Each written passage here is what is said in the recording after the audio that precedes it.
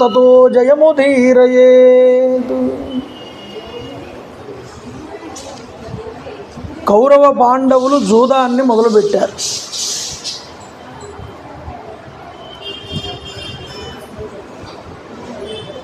జూదం గురించి శకుని ధర్మరాజు ఇద్దరూ కూడా మాట్లాడుకున్నారు.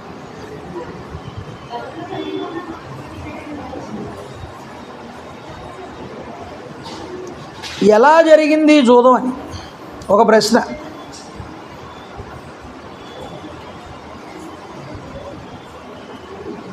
జూదం ఆడేటప్పుడు ఒకడు మంచివాడు ఒకడు చెడ్డవాడు అని ఉండదు కదండి. జూదం అంటేనే చెడ్డది.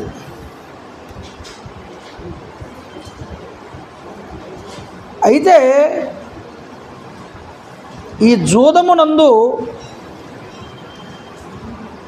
నిన్న చెప్పుకున్నాం 4 పాచికలు ఉంటాయని. 4 పాచికలు, పాచిక్కి 4 వైపులా 4 చుక్కలు 1 2 3 4 కింద ఉంటుంది. ఈ 4 పాచికలు పట్టుకుని వేస్తే 4 పాచికలు 4లు తేలాలి 4గింటి మీద కూడా. అలా వేస్తే వారిది విజయం. 3 పడితే ఏమీ లేదు. 2 పడ్డాయనుకోండి మళ్ళీ ఇంకోసారి వేసే అవకాశం వస్తుంది. సో 1 పడితే మొత్తం 0, ఏమీ లేదు.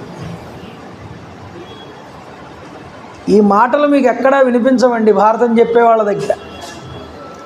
పరిశోధనాత్మకంగా గురువుల ద్వారా అభ్యసించినటువంటి విద్య.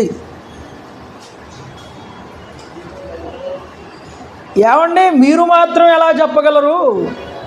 వాళ్ళు ఏ విధంగా ఆడారు, అది 4 చుక్కలే పడితేనే గెలిచినట్టు అని లెక్క అని మీరు ఎలా చెప్పగలుగుతున్నారు?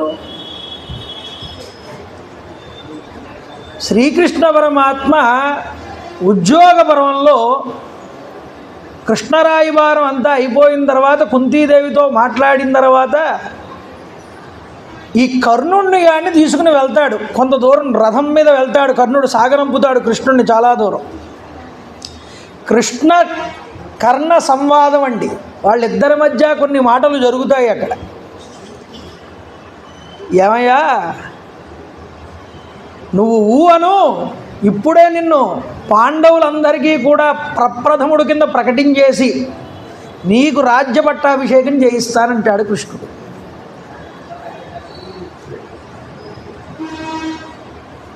దానికి లొంగడు కర్ణుడు. అయితే ధర్మం ఎవరి వైపు ఉంటుందో వాళ్ళు నెగ్గుతారన్న విషయం నాకు తెలుసు కృష్ణ. హెచ్చరిస్తాడు కృష్ణుడు. ఆ రోజు శకునిగాడు వేసినట్లుగా అన్ని పాచికలు 4లు తేలాయి. ఆ రోజు 4లు తేలితే వీరందరూ కూడా పాండవుల యొక్క ధనాన్ని దోచుకున్నారు. కానీ ఇప్పుడు అలా ఉండదు కర్ణ అన్నాడు కృష్ణుడు. మరి ఎలా ఉంటుంది? నా కృతం నా త్రేతౌ నా ద్వాపరౌ నచ. అంటే ఏమిటి అర్థం? కృతయుగం అంటే 4, త్రేతాయుగం అంటే 3, ద్వాపరం అంటే 2. అంటే ఇప్పుడు 4 తేలదు, 3 తేలదు, 2 తేలదు, ఒకటే తేలుతుందన్నాడు. ఏమిటది? మీ కౌరవుల యొక్క పరాభవము, అదొక్కటే తేలుతుందన్నాడు.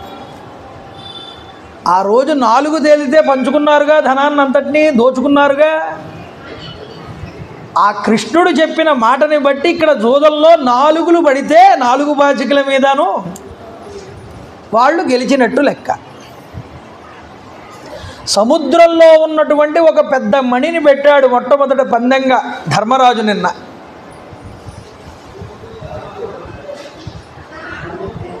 ధర్మరాజుతో పందెం కాయగలిగే వస్తాదు ఉన్నాడండి. సర్వాహంకృతమైనటువంటి భూధరామండలాన్నంతటినీ గెలుచుకున్నటువంటి వాడు ధర్మరాజు. ఆయన సంపద ముందు నిలబడగలిగే మొనగాడెవడున్నాడండి సభలో? ఈ శకునిగాడు కూర్చున్నాడు ఎదురుగుండా. వాడికి సౌబల దేశం తప్ప ఇంకేమీ లేదు వాడి చేతిలో. అది కూడా వాళ్ళ తండ్రిది, గాంధార దేశం, ఆఫ్ఘనిస్తాన్, అది ఒక్కడిదే వాడిది. మరి ధర్మరాజుతో ప్రపంచం అంతా అయింది. మరి నాకు ఇంతలాగా పోటీగా ఎదురుగా వడ్డగలిగిన వాడు ఎవడున్నాడని అడిగాడు ధర్మరాజు నిన్న. దుర్యోధనుడుగాడు అన్నాడు, నేనున్నానన్నాడు.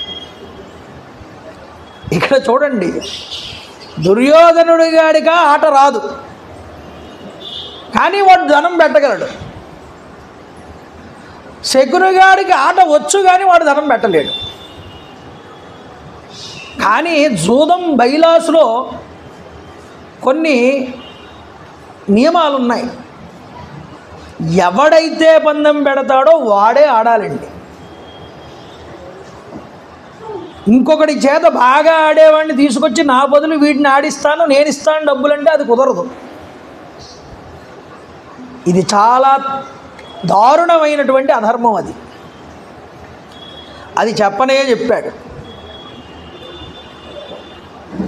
మామూలుగా కూడా బయట కూడా చూస్తూ ఉంటాం, వీడి హ్యాండ్ పనికి రాలేదని బాగా రేజింగ్ ఉండే హ్యాండ్ వాడిని తీసుకొచ్చి కూర్చోబెడతాడు ఆటలో. కూర్చోబెట్టి వీడికి ఆడలేడు, కానీ వీడికి ఆడంటే చాలా మోజు. వీడు ఆడుతుంటే ఒరే అది పనికిరాదు, ఆ మొక్క వేసేరా అంటాడు. పక్కన వెనకాల నుండి చెప్తూ ఉంటాడు, ఏమండి మాట్లాడితే మీరు దీని గురించే మాట్లాడుతున్నారు, మీకు ఏమైనా పరిచయం ఉందా అని అడగచ్చు. మీరు వ్యవహారం కోసం చెప్పడం తప్ప ఇదంతా మేమేమీ వాడమండి. ఇలాగా జోదరుల్లో కూడా ఇలాంటి అన్యాయాలు మోసాలు చేయడేసేటటువంటి వ్యవహారం నడుస్తుంది. ఇది తప్పన్నాడు ధర్మరాజు నిన్న. వెళ్తూనే కౌరవ సభకి ఒక మాట అన్నాడు ఆయన. నిన్న మాట్లాడుకున్నాం, మళ్ళీ ఒకసారి గుర్తు చేసుకుంటాం. దైవం హి ప్రజ్ఞాం ముష్ణాతి చక్షుస్తేజ ఇవాపతతు ధాతుశ్చ వసమన్వేతి పాసరైవ నరస్థితః. దైవం ఉన్నదే, ఈ దైవం అనేటటువంటిది మనిషిని నడిపిస్తుంది ముందరికి. అసలు దైవం అంటే ఏమిటి అని ఒక ప్రశ్న. దైవం భగవంతుడు రెండూ కూడా వేరండి. దైవం ఎప్పుడూ భగవంతుడు కాదు. నన్ను దైవస్య కర్మతత్త అన్నాడు రామచంద్ర ప్రభు లక్ష్మణుడితో. దైవం నడిపిస్తోందిరా నిన్ను నన్ను అంటాడు. నిన్న రాత్రి పిలిచిన నాన్నగారు, నువ్వు పట్టాభిషిక్తుడు అవ్వాలి రామా. అదే నాన్నగారు ఈరోజు పిలిచి పొద్దున్నే అరణ్యాలకి వెళ్ళమన్నారు. అప్పుడు చెప్పిన నాన్నగారే ఇప్పుడు అరణ్యానికి వెళ్ళమన్నారు అంటే ఇది నాన్నగారు చేసిన పని అని అనుకుంటున్నావా?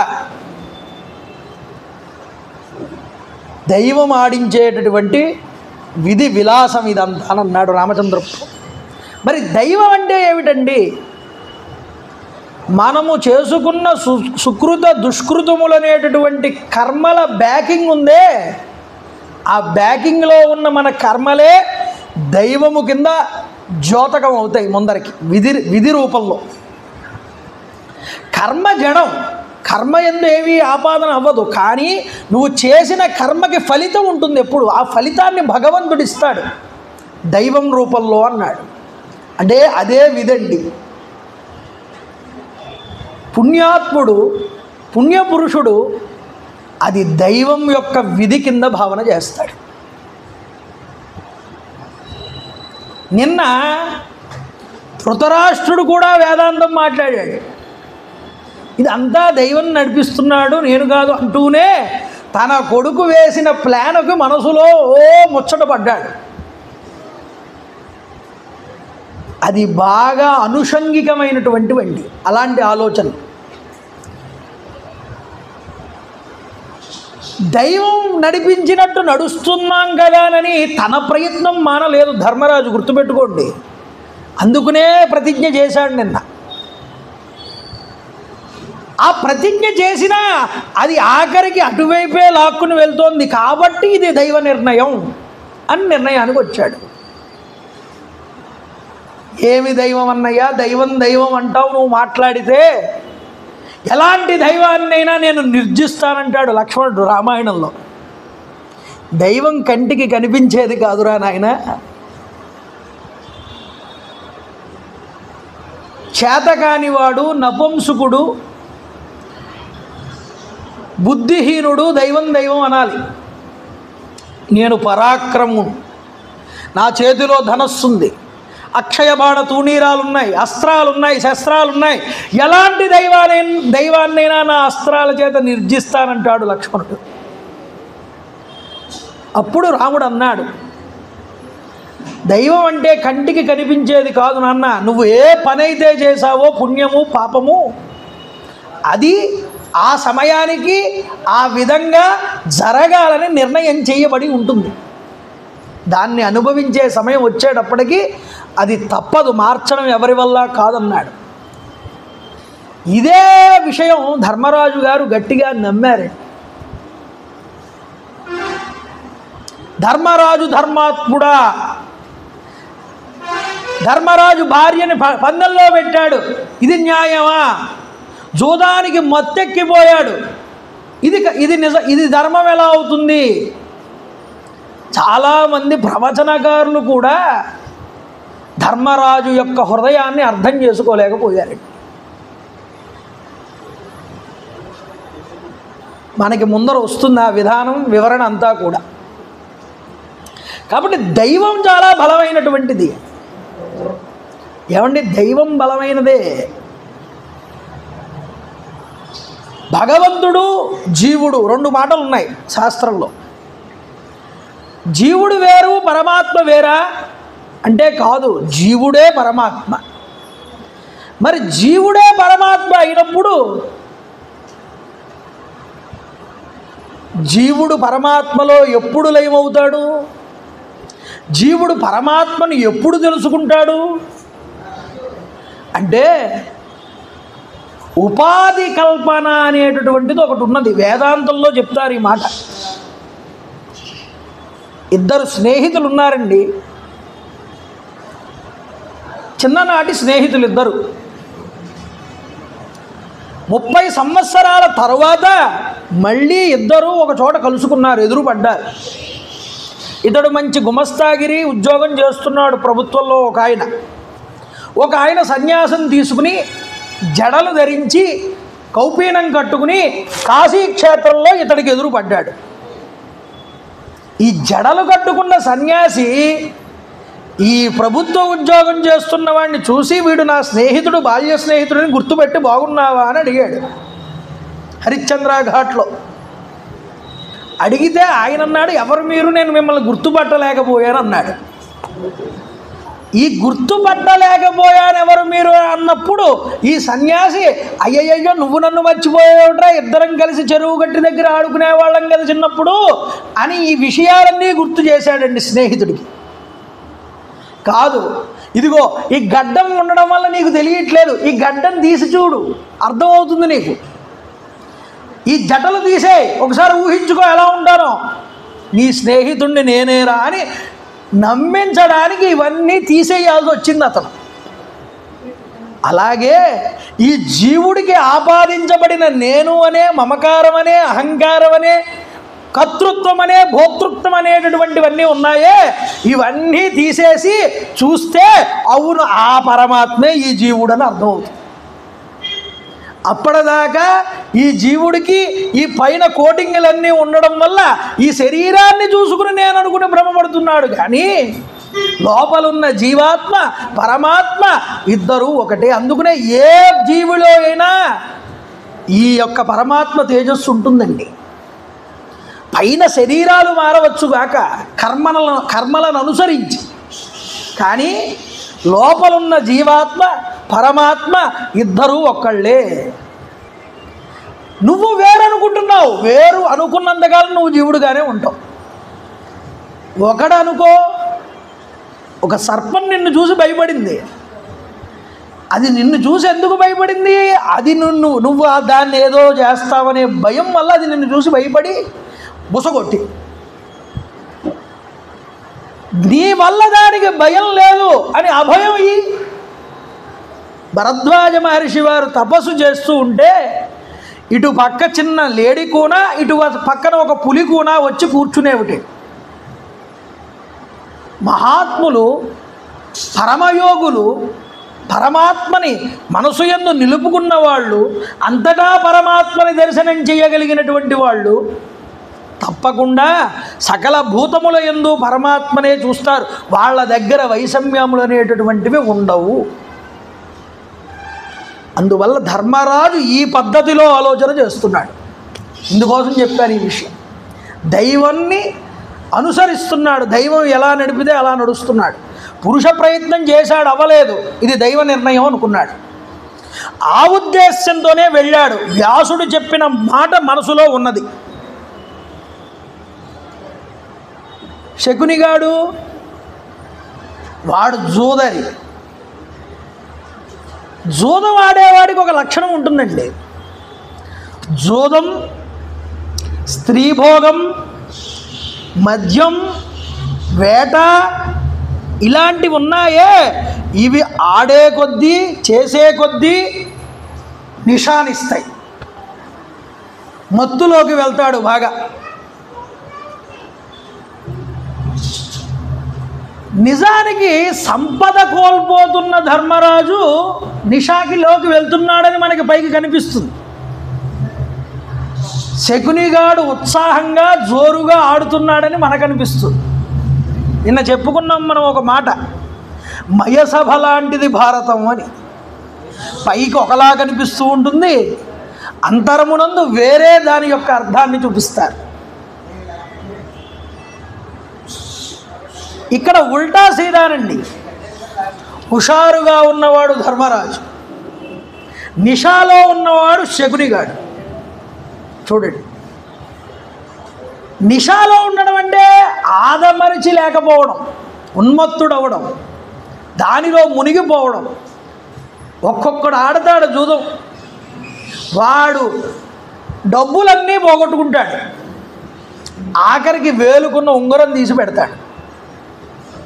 అది అయిపోతుంది, ఒంటి మీద ఉన్నటువంటి జాకెట్ కూడా తీసి పెట్టేస్తాడు, అవి పోతాయి.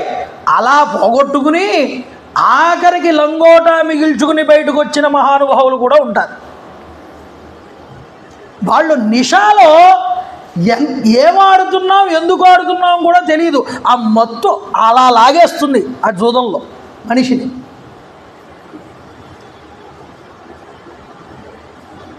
ఇక్కడ శకునిగాడు ఆ మత్తును పొందుతున్నాడండి. గెలుస్తున్నాననేటటువంటి ఉత్సాహంలో నిషాని పొందాడు శకునిగాడు. ధర్మరాజు ఏది ఓడిపోయినా ఇది దైవమే నన్ను ఇలా ప్రేరేపిస్తోంది అనుకుంటున్నాడు మనసులో. ఇది గుర్తుపెట్టుకోండి బాగా. అన్నీ ఓడిపోయాడు. ఓడిపోతూ ఉండగా ఇది చాలా దారుణమైన పరిస్థితి. కావాలని ధర్మరాజుని అన్నీ లాక్కోవడానికి ప్రయత్నం చేస్తున్నారు అనుకున్నాడు. సభలో విదురుడున్నాడండి, అక్కడ చూడలేకపోయాడు. చూడలేక ఒక్కసారి సభలో లేచి, మహారాజా విజానీహి యత్వాం వక్ష్యామి భారత ముమూర్షో ఔషధమివ నరోచేత అపితే శృతం. మహారాజా భారత, ధృతరాష్ట్ర మహారాజా, చావదలుచుకున్న వాడికి మందులు కూడా అనిష్టంగానే ఉంటాయి, వేసుకోవడానికి ఇష్టపడ్డు అని. అదేవిధంగా నా మాటలు నీకు నచ్చకపోవచ్చు చెప్పినవి, అయినా చెప్తున్నాను అర్థం చేసుకోమన్నాడు.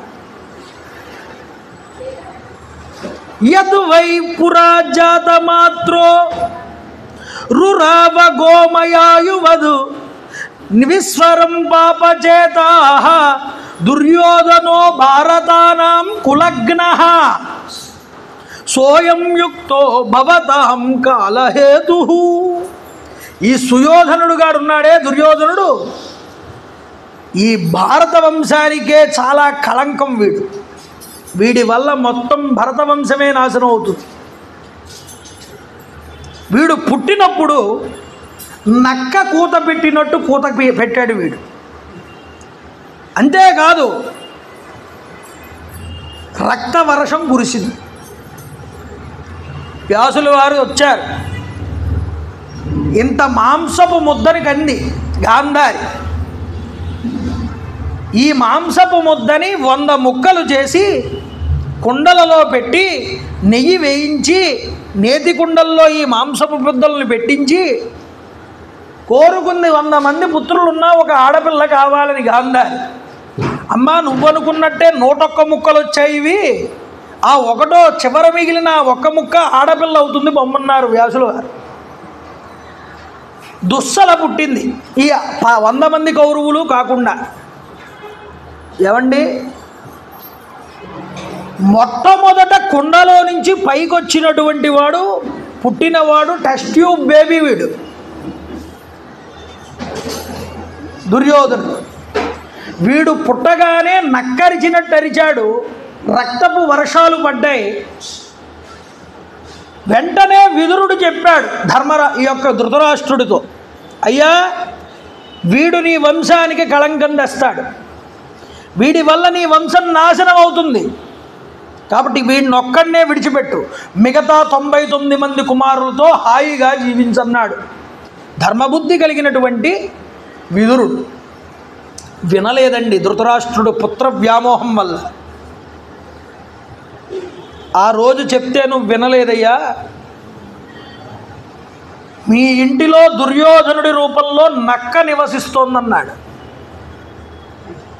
నీ మోహం వల్ల నువ్వు గ్రహించడం లేదు, కానీ శుక్రాచార్యుడి నీతి వాక్యాన్ని చెప్తాను వినమన్నాడు. అడవులలో పర్వతాల యొక్క గుహల పైన తేనె పుట్టలు పుడతాయి. ఈ తేనె పట్టులు పట్టడానికి కొంతమంది ఆ గుహల నుంచి పైకి కొండల పైకెక్కి ఆ గుహల మీద నుంచి పైకి పాకుతూ వెళ్ళి వాటిని కొయ్యడానికి, వాటిని తేనె తుట్టలను తీయడానికి ప్రయత్నం చేస్తారు. ఇలా ప్రయత్నం చేసేటప్పుడు వాడు ఎంతలా ఉన్నా వాడు పట్టించుకోడు, వాడు జారి పడిపోతారనే భయం కూడా వాడికి ఉండదు. వాడి దృష్టంతా తేనె మీదే ఉంటుంది, కానీ వాడి ఒంటికే వాడి ప్రాణాలకే ప్రమాదం సంభవిస్తుందన్నటువంటి విషయాన్ని మర్చిపోతాడు.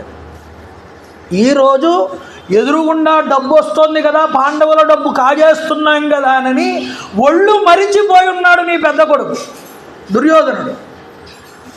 గుర్తుపెట్టుకో, నీ వంశానికి అంతటికీ వాడు కీడు చేస్తున్నాడు అన్నాడు. మత్తులో ఉన్నాడు దుర్యోధనుడు. పాండవులతో శత్రుత్వాన్ని కల్పించుకుని పతనాన్ని పొందడానికి ప్రయత్నం చేస్తున్నాడు, అది గ్రహించట్లేదు. ఏవయ్యా ఏమని చెప్పను,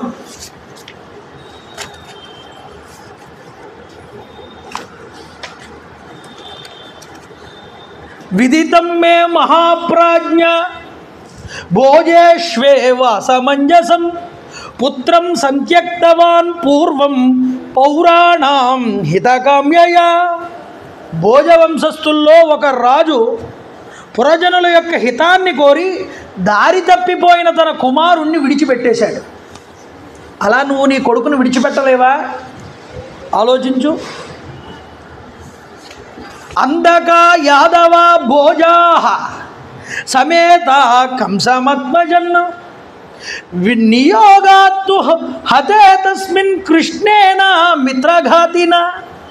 అందక యాదవ భోజవంతస్సులందరూ కూడా కలిసి కంసుడి మీద ప్రతీకారం తీర్చుకుందామని కృష్ణుడిని ప్రేరేపించారు.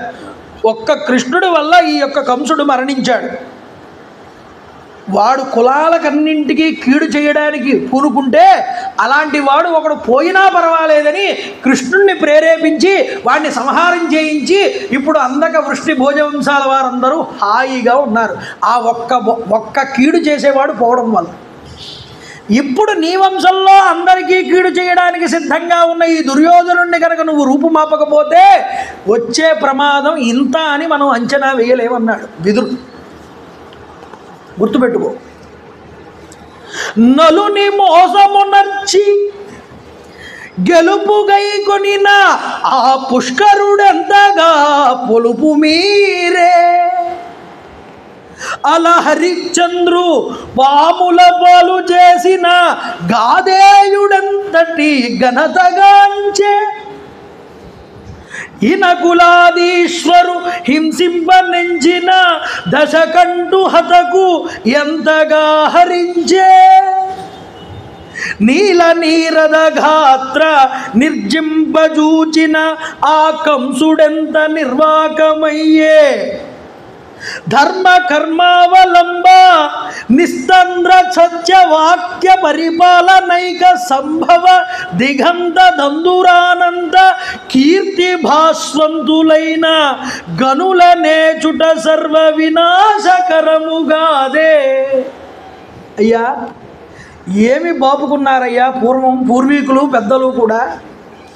నలమహారాజు అంతటి వాడిని జూదంలో ఓడించడానికి ప్రయత్నం చేసినటువంటి పుష్కరుడు ఏం బాపుకున్నాడు? ఏమీ బాపుకోలేదు. హరిశ్చంద్రుని భార్యాబిడ్డల సైతంగా రాజ్యాన్ని నుంచి వెళ్ళగొట్టి ఆ విశ్వామిత్రుడు ఏదైనా సాధించగలిగాడా? ఆఖరికి సత్య హరిశ్చంద్రుడు అని పేరు తెచ్చుకునేలాగా ప్రదీపవంతుడయ్యాడు సత్యం ద్వారా హరిశ్చంద్రుడు అతడి ధర్మం వల్ల. రామచంద్ర ప్రభువుని హింసించాలని బాధ పెట్టాలని తన భార్యని ఎత్తుకుపోయిన రావణాసురుడు ఏ గతిని పొందాడు? యదుకుల తిలకుడైనటువంటి కృష్ణస్వామి వల్ల కంసుడు శరీరాన్నే విడిచిపెట్టాడు. ధర్మ కర్మ సంశయములనేటటువంటివి లేనటువంటి ధర్మాత్ములైనటువంటి ఇటువంటి పాండవులు గొప్పదైనటువంటి వృద్ధి కలిగినటువంటి సంపదతో లక్ష్మితో విరాజిల్లుతూ ధర్మయుక్తంగా గడుపుతున్న పాండవుల జోలికి వెళ్తే మాత్రం సర్వ వినాశకరముగాదే. అది వినాశనం కాకపోతే ఏమవుతుంది? ఆలోచించు మహాత్మా. పాండవులు అలా ఏమీ మాట్లాడకుండా ఉండిపోయారని నువ్వు అనుకుంటున్నావేమో. పాండవులు మహితాత్ములు. ప్రళయకాల భీల భాస్వన్మహాకాల సంరంభమొకవేళ సైపవచ్చు. విలయ వేళ విజృంభిత మహాబల తీక్ష్ణ విహతి కొకించుక నిలువవచ్చు. త్రిజగద్భయంకరోద్ధృతి దుర్నిరీక్షమౌ దంబోళి కొక్కింత తాళవచ్చు. సంవర్త సమయ ప్రచండ హాలాహలత్యుగ్ర కీలాపాళికి ఓర్వవచ్చు.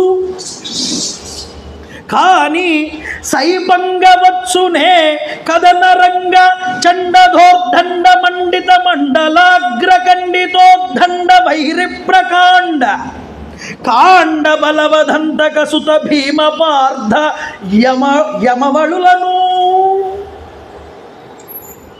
ఎవరినైనా ఎదిరించి నిలవచ్చు, ఆఖరికి దేవతలనైనా ఎదిరించవచ్చేమో. కానీ ఈరోజు ఇంతటి గొప్పదైనటువంటి రాజసూయ యాగం చేసిన ధర్మరాజు అతడి యొక్క తమ్ముళ్ళని ఎదిరించి నిలవగలడం మీ యొక్క దొమ్మలు మీకు సరిపోతాయని మీరు అనుకుంటున్నారేమో. అది ఎన్నటికీ కూడా జరగని పని అన్నాడు. ఒక్కడే చెప్పాడండి మొత్తం సభలో నిలబడి ధర్మం, అతడే విదురుడు. పెద్ద పెద్ద వ్యక్తులందరూ ఉన్నారు సభలో. అత్తరి భీష్మ ముఖ్యులకు అచ్చటి వృద్ధ జనంబులల్లా నోరెత్తగా మిన్నకుండిరి మహీశ్వరు చిత్త మెరుంగ కున్కి. సభలో రాజు ధృతరాష్ట్ర మహారాజు గారు ఏమనుకుంటాడోనని పెదవి కూడా మెదల్పక తలదించు కూర్చున్నారు పెద్దలందరూ ఆసనాల మీద. మాట్లాడిన వాడు ఒక్క విదురుడు మాత్రమేనండి. సంజయుడు కూడా మాట్లాడలేడు. ఎంత గీతోపదేశం ధృతరాష్ట్రుడికి చేసినా చూడండి, అజ్ఞానం అనేది మనిషిని ఎలా పీడిస్తుందో. గీతోపదేశం చేశాడు, కానీ వీడి బుద్ధి ఏమైంది? అంతమంది సభలో అంత దారుణమైన చర్య జరుగుతూ ఉంటే మాట్లాడగలిగాడా? చేసుకున్నవాడికి చేసుకున్నంత మహాదేవ అన్నట్లుగా వ్యాసుడి మాట విని యుద్ధరంగంలోకి వెళ్ళి చూడ్డానికి వెళ్ళినటువంటి సంజయుడు కూడా దెబ్బలు తిన్నాడు. యుద్ధాన్ని చూడకుండా, హింసని కానకుండా, కన్నీరు పెట్టకుండా, అసలు యుద్ధ భూమిలోకే అడుగు పెట్టనటువంటి యోగ్యతని సంతరించుకున్నవాడు ఒక్క విదురుడే. ఎందుకని? అధర్మం కళ్ళ ముందు జరుగుతున్నప్పుడు ఇది అధర్మం అని చెప్పినందుకు. నువ్వేమీ ఆపలేవు, కానీ అది తప్పు అని నీకు అనిపించినప్పుడు అది తప్పని నువ్వు సభలో ధైర్యంగా చెప్పాలి. అది నువ్వు చెప్పడం వల్ల ఆగుతుందా ఆగదా అని పక్కన రెండో మాట అది. కానీ అది నువ్వు చెప్పడం వల్ల దైవం సంతోషిస్తుంది. దైవానికి ఇష్టమైన పని చెయ్యాలి. అందువల్ల ధర్మాన్ని మనం ఎప్పుడూ విడిచిపెట్టకూడదు. ఇవి చూపిస్తుంది మనం. అందువల్ల చెప్పాడండి విదురుడు, ఇది చాలా ప్రమాదమయ్యా. ఒక అరణ్యంలో బంగారాన్ని కక్కే పక్షులు ఉన్నాయి. వేటగాడు దాన్ని చూసి బంధించి తీసుకొచ్చి ఈ బంగారం ఒకేసారి మింగేద్దాం అనుకుని ఆ పక్షులన్నింటినీ చంపేశాడు. వాడికి ఒక్క పిసరు బంగారం కూడా దక్కలేదు. అలాగే ఇంతటి ధనాన్ని చూసి పాండవుల ద్వారా వచ్చిన ఈ సంపదనంతటినీ లాగేసుకోవాలనుకుంటున్నాడే నీ కొడుకు. అలా లాగేసుకుందామనుకున్న నీ కొడుక్కి ఏ ఒక్క రూపాయి కూడా దక్కదయ్యా, గుర్తుపెట్టుకోమన్నాడు. ఎలా ప్రవర్తించాలి పెద్ద మనిషివి నువ్వు సభలో. మహారాజా తోటమాలి తోటలో ఉన్న మొక్కల నుండి పువ్వుల్ని ఎలా సేకరిస్తాడో, మొక్కలకి ఏ విధమైన ఇబ్బంది కలగకుండా అలా సేకరించాలి. పాండవుల దగ్గర నుండి నువ్వు ఏదైనా ధనాన్ని పొందాలనుకుంటే నువ్వు సాక్షాత్తు తండ్రి స్థానంలో ఉన్నావు. నువ్వు వాళ్ళని అనునయిస్తూ వాళ్ళని దగ్గర చేరిస్తే వాళ్ళే నీకు కావలసిన ధనాన్ని వాళ్ళు ఇస్తారు. అంతేగాని వాళ్ళని దోచుకుందాం, వాళ్ళని అన్యాయంగా వాళ్ళని ఇబ్బంది పెడదామని చూస్తే మాత్రం అది నీకు మృత్యుహేతు అవుతుందన్నాడు. బొగ్గును తయారు చేసేవాడు మొక్కలన్నింటినీ మొదలు నుండి అంటిస్తాడు. అలా అంటించడం వల్ల మొక్కలన్నీ కాలిపోతాయి, సమూలంగా దహించుకుపోతాయి. అలాంటి ప్రయత్నం చెయ్యకయ్యా, తోటమాలిలాగా ప్రవర్తించమన్నాడు. అలా కనుక కాదంటే కొడుకులతో కూడా కలిసి నువ్వు కూడా యమసదనాన్ని చూడవలసి వస్తుందన్నాడు. కలిసికట్టుగా ఉంటే ఈ పాండవుల్ని కౌరవుల్ని ఎవ్వరూ విడదీయలేరు, ఎవరు ఏమీ చేయలేరు. దేవేంద్రుడే దేవతలతో కలిసి వచ్చినా వాళ్ళని ఎదిరించలేడన్నాడు. జూదం కలహాలకి మూలం. అభిప్రాయ భేదాలు వచ్చి చాలా దారుణంగా పరిణామాలు సంభవిస్తాయి. ఈ దుర్యోధనుడు గాడికి ఈ జూదాన్ని ఆశ్రయించి భీకరమైన శత్రుత్వాన్ని ఈరోజు సృష్టించడానికి ప్రయత్నం చేస్తున్నాడు ఈ దుర్యోధనుడు అన్నాడు. అందువల్ల రాజా నేను చెప్పిన మాట విను. త్యజేత్ కులార్థే పురుషం గ్రామస్యార్థే కులం త్యజేత్ గ్రామం జనపదస్యార్థే ఆత్మార్థే పృథివీం త్యజేత్. విదురుడు చెప్పిన నీతండి. ఎలాగా అంటే వంశం కోసం, వంశాన్నంతటినీ కాపాడడం కోసం ఒకరిని తీసేసినా పర్వాలేదు కాదుట. ఒక గ్రామాన్ని కాపాడడం కోసం ఒక వంశాన్ని లేపేసినా పర్వాలేదన్నారు. అంతేకాదు ఒక దేశాన్ని కాపాడడం కోసం ఒక ఊరిని లేపేసినా పర్వాలేదన్నారు. అయితే నిన్ను నువ్వు రక్షించుకోవడం కోసం ప్రపంచాన్ని విడిచిపెట్టేసినా పర్వాలేదన్నారు. ఇలాగ శాస్త్ర ప్రకారం చూడాలంటే నీ వంశనాశకుడైనటువంటి నీ కొడుకుని ఇప్పటికైనా వదిలిపెట్టి చేసుకోవడం మంచిది. ఇది చెప్పాడు విదురుడు. వీడు చాలా అపరాధం చేస్తున్నాడు. ప్రతీప, శంతన, భీమసేన, బాహ్లీక వంశస్థులు అన్ని విధాలా కూడా కష్టాలు పడబోతున్నారు వీడు చేసేటటువంటి ఒక్క పని వల్ల. మదించినటువంటి ఆబోతు తన కొమ్మును తానే విరుచుకున్నట్లుగా తీట వల్ల ఈరోజు దుర్యోధనుడు రాజ్యం నుండి సంక్షేమాన్ని దూరం చేయడానికి ప్రయత్నం చేస్తున్నాడన్నాడు. రాజా వీరుడు పండితుడు అయినటువంటి మనిషి తన ఆలోచనలు కాదని పరుల యొక్క చిత్తాన్ని అనుసరించి ప్రవర్తిస్తే సముద్రంలో మూర్ఖ నావికుడు నడిపే పడవలో ఎక్కిన మనిషిలాగా ఈరోజు భయంకరమైన కష్టాలన్నీ వచ్చి పడతాయి. యుధిష్ఠిరుడితో పందెం పెట్టి జూదం ఆడుతున్నాడు. ఈ దుర్యోధనుడు గెలిచినట్టే భావిస్తున్నాడు. నువ్వు ముచ్చటపడుతున్నావు. హద్దులు మీరినటువంటి వినోదంతో ఈ జూదం యుద్ధంగా మారబోతోందన్న విషయాన్ని నువ్వు తెలుసుకోలేకపోతున్నావు. దీనివల్ల ఎందరో మనుష్యులు నశించిపోతారయ్యా. ఎంతటి దీర్ఘదర్శో చూడండి. విదురుడు చెప్పాడు సభలో ఈ మాట. ఆకర్షస్తే వాక్ఫలః సుప్రణీతః హృది ప్రౌఢో మంత్రపద సమాధి. జూదం అనేటటువంటిది అధపాతాళానికి తీసుకుపోతుంది మనిషి. జూదం ఆడకూడదు సుమా. ఇంటిని, ఇల్లాలిని, బంధువులని అందరినీ రోడ్డు మీదకి ఇడుస్తుంది. కానీ శకునిగాడు మాత్రం ఏదో వాడు పెద్ద గొప్పవాడి కింద వాడిని వాడు అనుకుంటున్నాడు. వాడినేదో పెద్ద గొప్పదైన వాడిగా భావించి నువ్వు తీసుకొచ్చి అక్కడ కూర్చోబెట్టు. మీరు రహస్యంగా మంత్రాంగం చేసి దీనిని నిశ్చయం చేశారైతే ఒక విషయం చెప్తాను, గుర్తుపెట్టుకో రాజా. ధర్మరాజుతోటి ఈ జూదాన్ని నీ అభిప్రాయానికి విరుద్ధంగా కలహ రూపానికి ఇది దారి తీస్తోందన్న విషయాన్ని మాత్రం నువ్వు మర్చిపోతున్నావు అన్నాడు. కౌరవ సభలో నేను ఆడినటువంటి మాటలన్నీ కూడా వినండి. ఇది విద్వాంసులు కూడా సమ్మతించేదే. మీరందరూ కూడా ఈ మూర్ఖ దుర్యోధనుణ్ణి అనుసరిస్తే వైరంతో మండిపోయే అగ్నిలోకి దూకినట్టు సమానం ఇది. కాబట్టి అగ్నిలో దూకడం ఎంతటి దారుణమో వీడి మాట పట్టుకుని మీరందరూ కూడా ఇక్కడ కూర్చోవడం కూడా అంతే దారుణం. కాబట్టి దూకద్దు అలాంటి అగ్నిలో అన్నాడు. కన్నెర్ర చేశాడు అంటే ఈ అజాత శత్రువు అందరూ కూడా మాడిపోతారు. అలుగుటయే ఎరుంగని అజాత శత్రువే అలిగిన నాడు.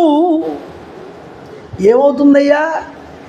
ధర్మాత్ముడు, ధర్మమూర్తి ఆయన కనుక అలిగాడా సాగరములన్నీ ఏకము కాకపోవు.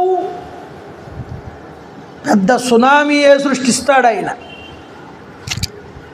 నియంత్రించుకుంటున్నాడు తన కోపాన్ని. ఇలా కన్ను ఎర్ర చేస్తే ఇటు పక్క భీముడు, ఇటు తిరిగితే అర్జునుడు, నకుల సహదేవులు వాళ్ళు కూడా కోపంతో చెలరేగితే జరగబోయే యుద్ధంలో విపత్కర పరిస్థితుల్ని ఎవరయ్యా చెప్పుతారు? కాలుని దున్నపోతు మెడగంటల చప్పుడుగాక, కాలుని దున్నపోతు మెడగంటల చప్పుడుగాక, సంధివాక్యాలకు వీణులొగ్గుదురటయ్యా మధాంధులు కౌరవుల్ గుండె గాలమై ఆలముదాపురించే ప్రభులందరికీ కురు చక్రవర్తికిన్ కాలముదాపురించే కలకాలము నిల్చునే మాయ సంపదల్. కరుణశ్రీ గారు అంటారు ఈ మాట. ఎంతకాలం నిలుస్తుంది ఈ మాయ సంపద? దొంగతనంగా దొడ్డిదారిలో ఎదుటివాడిని మోసం చేసి సంపాదించిన డబ్బు ఎలా వచ్చిందో అలాగే పోతుంది. నాశనమైందెవడు? ఇలా సంపాదించిన వాడు. కాలుడి యొక్క దున్నపోతు మెడలో ఉన్న గంటతో చెలగాటం ఆడినట్టు లెక్కిది. ఆ ధ్వని వినాలనుకున్నవాడు మళ్ళీ ఇంకా తిరిగి రాడు. సంధివాక్యాలకి మీకు వినిపించవయ్యా.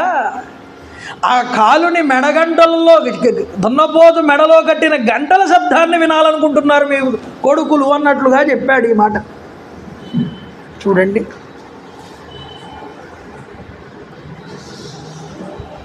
పాండవులు ధనస్వరూపులు. వాళ్ళున్న చోట లక్ష్మీ నివాసం, లక్ష్మి ఉండి తీరుతుంది. ధర్మం ఎక్కడుండే అక్కడ జయం, జయం ఎక్కడుంటే అక్కడ ధర్మం, ధర్మం ఎక్కడుంటే అక్కడ సంపద, సంపద ఎక్కడుంటే అక్కడ పరమాత్మ భగవంతుడు. శకుని ద్యూత విద్య ఏమిటో మనకి తెలుసు, వాళ్ళకి తెలుసు. ఆ పర్వతరాజుకు కపట ద్యూతమే తెలుసు తప్ప మరొకటి తెలియదు. విద్యలు రెండు రకాలని చెప్పాను, మహావిద్య, తుచ్చ విద్య. ఈ శకునిగాడికి వచ్చినది తుచ్చ విద్య అండి. ఆ తుచ్చ అధిష్టాన దేవతని వాడు ఎప్పుడూ కూడా ఉపాసన చేస్తాడు. చాలామంది తుచ్చ విద్యలు ప్రాక్టీస్ చేస్తూ ఉంటారు. కలియుగంలో ముఖ్యంగా ఈ విద్యలు బాగా వెసులుబాటు కల్పిస్తానని ఒప్పుకున్నట్ట కలిపురుషుడు. బ్రహ్మాండ పురాణంలో మాట బ్రహ్మగారితో అంటాడు ఈ మాట. కాళ్ళు చేతులు కడుక్కోకుండా మరుభూమికి వెళ్ళి వచ్చి అక్కడ కూర్చుని వాడు ఈ జపం చేస్తాడు. అలాంటి వాటిని తుచ్చ విద్యలు అంటారు. వెంటనే ఫలితాన్ని ఇస్తాయి, కానీ దానివల్ల ఎఫెక్ట్ చాలా ఉంటుంది వాడికి. వీడు పాచికలు పట్టుకుని శకునిగాడు ఈ మంత్రం చదువుకునే లోపల ఆ అధిష్టాన దేవతని ప్రేరేపించి ఈ యొక్క 4 పాచికలు వేస్తే ఈ 4 పాచికల మీద 4 తేలుతాయి. అది ఒకసారి కాదు, 1400 సార్లు వేసినా అవి అలా పడతాయి. ఆ టక్కు టమార గారడీ విద్యలు అంటారు వీటిని. ఒక గారడీ వాడి దగ్గరికి వెళ్ళండి, ఇలా పట్టుకుంటాడు, డబ్బా ఒక తీసుకుని అందులో 2 రూపాయలు ఎంతో వేస్తాడు. ఇలా చెవు దగ్గర పెడతాడు, చెవు దగ్గర నుంచి ఇలా అంటాడు, ఇలా అంటే అందులో నుంచి 100 రూపాయలు రాలుతాయి. ముఖం దగ్గర పెడతాడు, ఎక్కడి నుంచి ఇలా అంటాడు, అందులో నుంచి 100 రూపాయలు రాలుతాయి. ఈ చెవు దగ్గర నుంచి ఇంకో ఇలా అంటాడు, అందులో నుంచి 100 రూపాయలు రాలుతాయి. మొత్తం వీడు వేసిన డబ్బులు కాకుండా ఇంకో 300 రూపాయలు పడి అంతా అయిపోయిన తర్వాత అందులో 314 రూపాయలు ఉంటాయి. ఇదంతా గారడీ అంతా మనకి చూపించిన తర్వాత 314 రూపాయలు మనకి చూపించిన వాడు వాడే. దా పైసా ఇవ్వమంటాడు చివర్లో ఈ గారడీ చేసినందుకు. అంటే వీడి దగ్గర ఉన్నాయిగా, మళ్ళీ మనల్ని అడగడం ఎందుకు? అదంతా గారడీ కనిపిస్తుంది కానీ అదేం నిజం కాదు. అందువల్ల గారడీ విద్య లాంటి విద్య ఇది, తుచ్చ విద్య. దాన్ని వీడు బాగా ఉపాసన చేశాడు ఈ శకునిగాడు. అందువల్ల ఈ శకునిగాడిని ముందు ఇంట్లో ఉంచుకోవడం చాలా పొరపాటు అన్నాడు విదురుడు. వీడిని ఎక్కడి నుంచి తీసుకొచ్చావు, ముందు అక్కడికి పంపించేయి. కౌరవ పాండవుల మధ్య యుద్ధాన్ని కల్పించద్దన్నాడు. వెంటనే దుర్యోధనుడు లేచాడండి సభలో. ఈ మాటలన్నీ విదురుడు అంటుంటే దుర్యోధనుడు లేచాడు. పరేషామే వయససా శ్లాఘసేత్వం. విదురా, నువ్వెప్పుడూ కూడా శత్రువుల కీర్తినే ప్రశంసిస్తూ ఉంటావు, మమ్మల్ని ఎప్పుడూ నిందిస్తూనే ఉంటావు. నువ్వెవరిని ఇష్టపడతావో మాకు తెలుసులే. మమ్మల్ని చిన్నపిల్లలుగా భావించి ఎప్పుడూ మమ్మల్ని అవమానిస్తూనే ఉంటావు నువ్వు. సవిజ్ఞేయ పురుషో అన్యత్ర కామః నిందా ప్రశంసేహి తథాయునక్తి. శత్రువులపై మనసు పడే మనిషికి వీడు ఇలాంటి వాడు అనేటటువంటి విషయం అవతల వాడికి వెంటనే తెలిసిపోతుంది. అది నీకు తెలియట్లేదు. నువ్వు శత్రువుల్ని బాగా ఇష్టపడతావని నీ ముఖ కవలికలే కాదు, నీ ప్రవర్తన కూడా చెప్తోంది. నీ ఒడిలోని పాముని తీసుకుని ఒడిలోకి పాము చేరడం ఎంత ప్రమాదకరమో మా అందరికీ నువ్వు అంతటి ప్రమాదకారి. పిల్లి లాంటి వాడివి, పోషించిన వాడి యొక్క గొంతునే నులిమేటటువంటి వాడివి. ఎన్నో మాటలు అన్నాడే.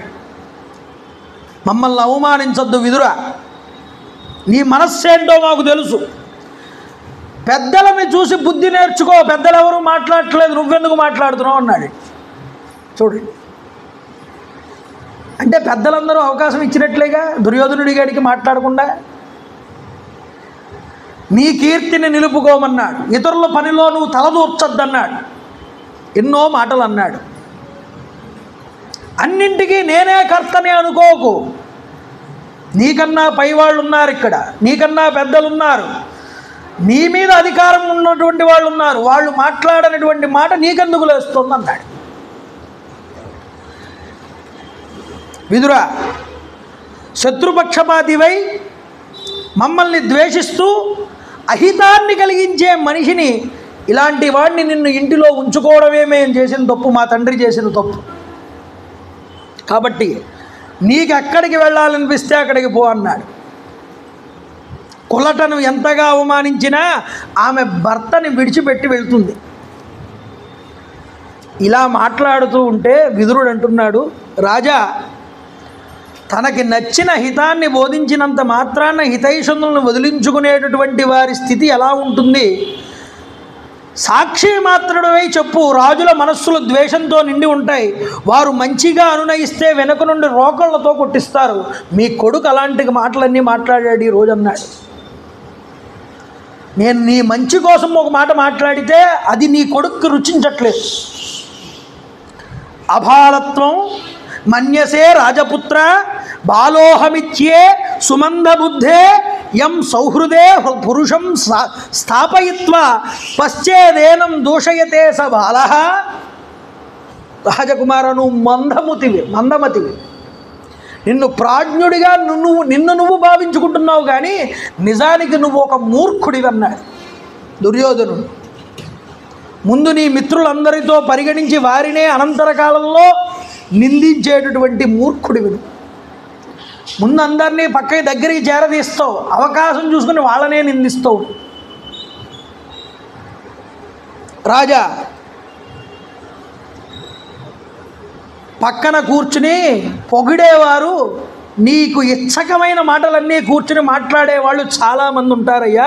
అలాంటివన్నీ నువ్వు వినదలుచుకుంటే పక్కన ఏ ఆడవారినో మందబుద్ధులనో లేకపోతే మతి చలించిన వాళ్ళనో పెట్టుకో, నాలాంటి వాడిని పెట్టుకోవద్దన్నాడు విదురుడు. లోకంలో మనస్సుకు నచ్చేటట్లు మాత్రమే మాట్లాడగలిగినటువంటి పాపాత్ములు కూడా ఉంటారు పక్కన. రాజుగారికి ఏం నచ్చుతాయో ముందు వాడికి తెలుసు, అవే మాట్లాడతాడట. ఆయనకి మంచివైనటువంటివి ఏమీ చెప్పడు వాడు పక్కన కూర్చుని. వాడు చాలా పాపాత్ముడు. అప్రియమైనటువంటి హితాన్ని మాట్లాడేవారు, చెప్పేవారు, దాన్ని వినేవారు కూడా చాలా తక్కువ. అందుకనే రామాయణంలో సులభ పురుషారాజన్ సతతం ప్రియవాదిన అప్రియస్యతు పద్యస్య వక్త శ్రోతాచ దుర్లభ. మంచి చెప్పేవాడు దొరకడం కష్టం, ఒకవేళ చెప్పేవాడు దొరికినా దాన్ని వినేవాడు చాలా అరుదు. ఇది గుర్తుపెట్టుకో. యస్తు ధర్మపరశ్చ స్యాత్ ఇత్వా భర్తు ప్రియా ప్రియే. ధర్మపరుడైనటువంటి రాజుంటాడే, ఇష్టానిష్టాలు పరిగణించకుండా అప్రియమైనా సరే హితాన్ని చెప్పేవాడుంటాడే, వాడిని దగ్గర పెట్టుకుంటాడు సహాయకుడి కింద. ధర్మాన్ని కావాలనుకున్నటువంటి వాడు. క్రోధం తీవ్రమైనటువంటి తాపహేతువు, కీర్తినాశనమైన కఠినమైన మాట అయినా సరే, నిందించదగినవైనా సరే, పరుషవాక్యాలకైనా సరే ఉన్నది ఉన్నట్లుగా చెప్తాడు అక్కడ నిలబడి. క్రోధం వల్ల శత్రుత్వం పెరుగుతుంది. క్రోధాన్ని ద్రగమింగుకుని ప్రశాంతంగా ఉండాలయ్యా. ఎంత గొప్ప ధర్మం మాట్లాడాడో చూడండి. కాళిదాసు ఒక మాట అంటాడు, యత్నే కృతే యదిన సిద్ధ్యతి క్రోధ దుష్య అని.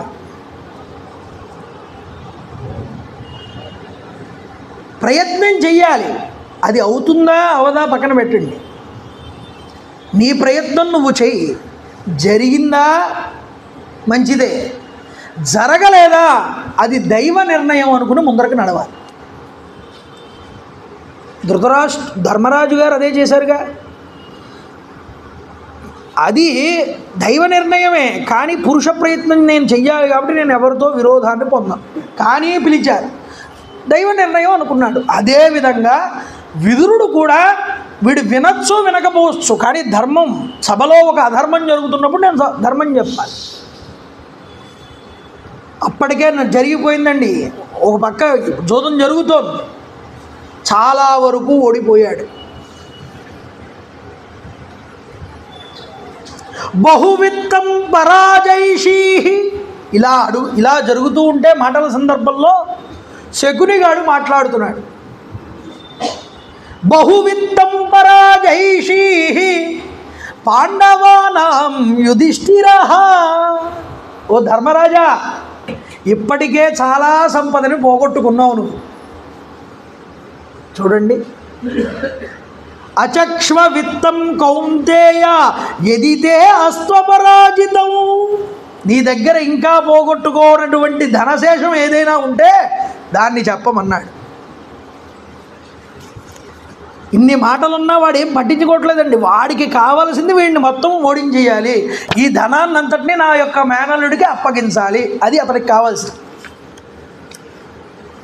ధర్మరాజు ఏం మాట్లాడతాడండి? అంతా పోగొట్టుకున్నాడు ధనం. మంచి నిషాలో ఉన్నాడు ఎవడు? మనకి కనిపించేటటువంటి శకునిగాడు. ధర్మరాజు నిషాలోకి వెళ్ళలేదండి, గుర్తుపెట్టుకోండి, నేను అదే చెప్తున్నాను మీకు మాట.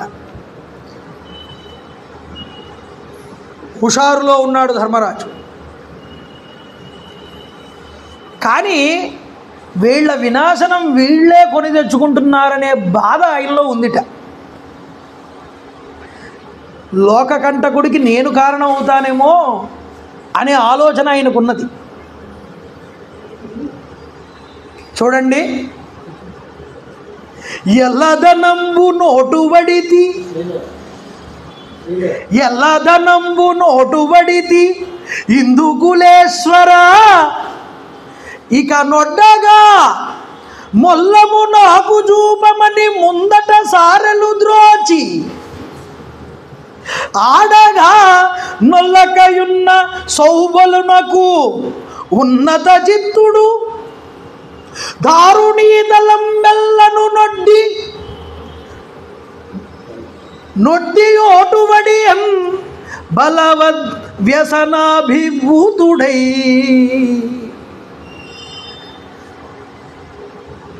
ఇంకా నీ దగ్గరే ఉందయ్యా ధనం, ఉంటే పెట్టు అని పాచికల ముందరకి వేసి నీ దగ్గర ఏదైనా ఉంటే పెట్టమన్నాడు ధనాన్ని.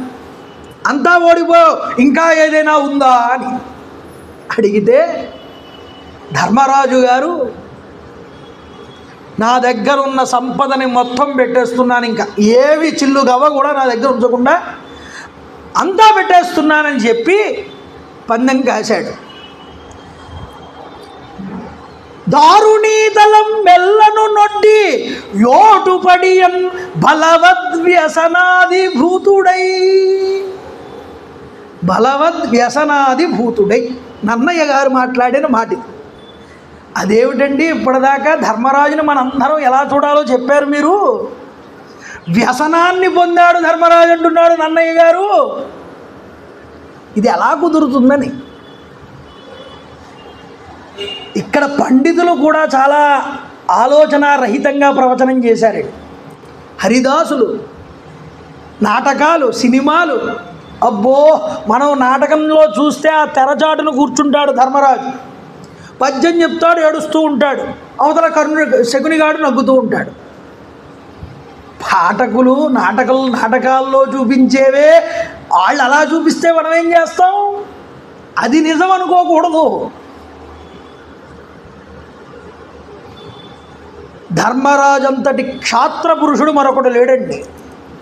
ఆయన అలిగి కన్ను ఎర్ర చేశాడా ఎవడైనా సరే నాశనం అవ్వాల్సిందే. అంతటి వీరుడు ధర్మరాజు అంటే మామూలు వాడు కాదు. బలవద్ వ్యసనాదిభూతుడై. వ్యసనము అంటే అర్థం చాలా రకాలుంది.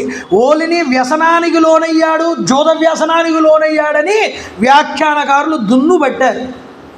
నాటకాల్లో, టీవీల్లో, ప్రచారాల్లో, సీరియల్స్లో, ఆఖరికి సినిమాల్లో కూడా ఇదే మోత. కాస్త కొద్దిగా బాగా రంజుగా ఉంటే కథని ఎంతైనా చొప్పించి కల్పితాలు ఆదరించే వాళ్ళు ఉంటే ఎంతైనా ముందరికి నడుపుతారండి. అందువల్లే ద్రౌపది వస్త్రాపహరణం, ద్రౌపది మాన సంరక్షణం ఇలాంటి నాటకాలు ఎన్నో వచ్చి వాటిని ఆడించి బాగా డబ్బు చేసుకున్నారు కూడా. కానీ ఎన్నో కల్పితాలు ఉన్నాయి అందులో. అది మూలం చదివితే కానీ మనకు అర్థం కాదు. బలవద్ వ్యసనాదిభూతుడై అంటే వ్యసనం అంటే ఇక్కడ జూద వ్యసనం కాదు, వ్యసనం అంటే దుఃఖంటండి.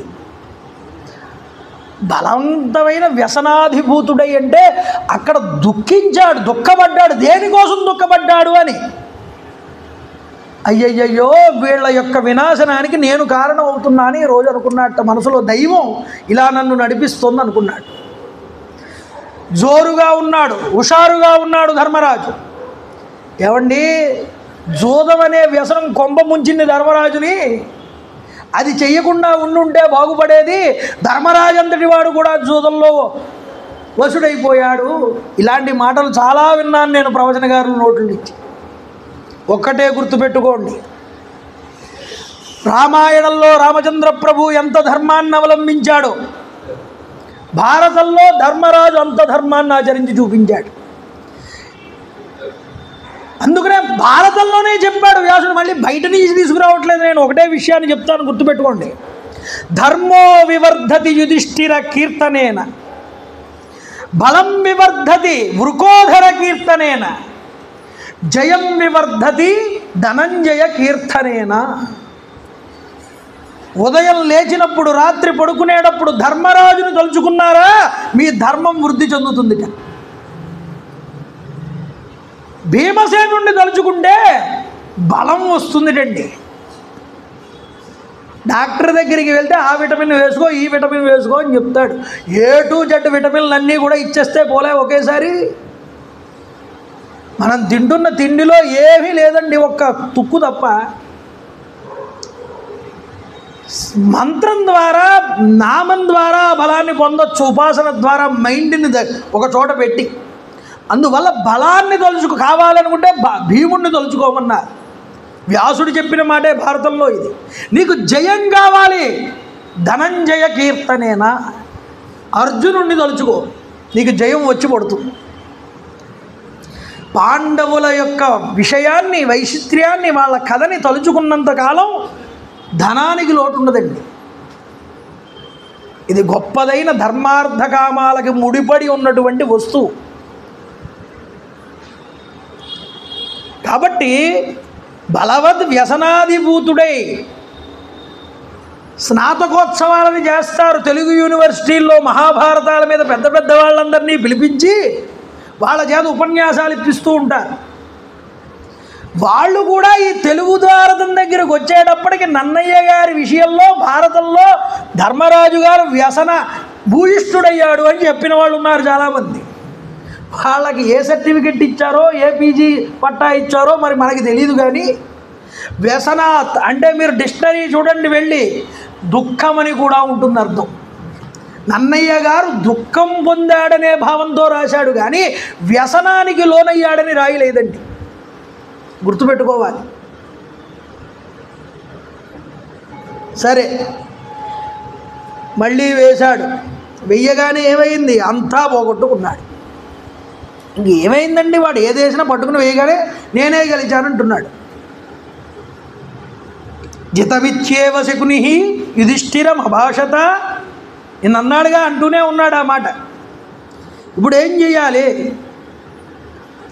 శ్యామో యువా లోహితాక్ష సింహస్కందో మహాభుజ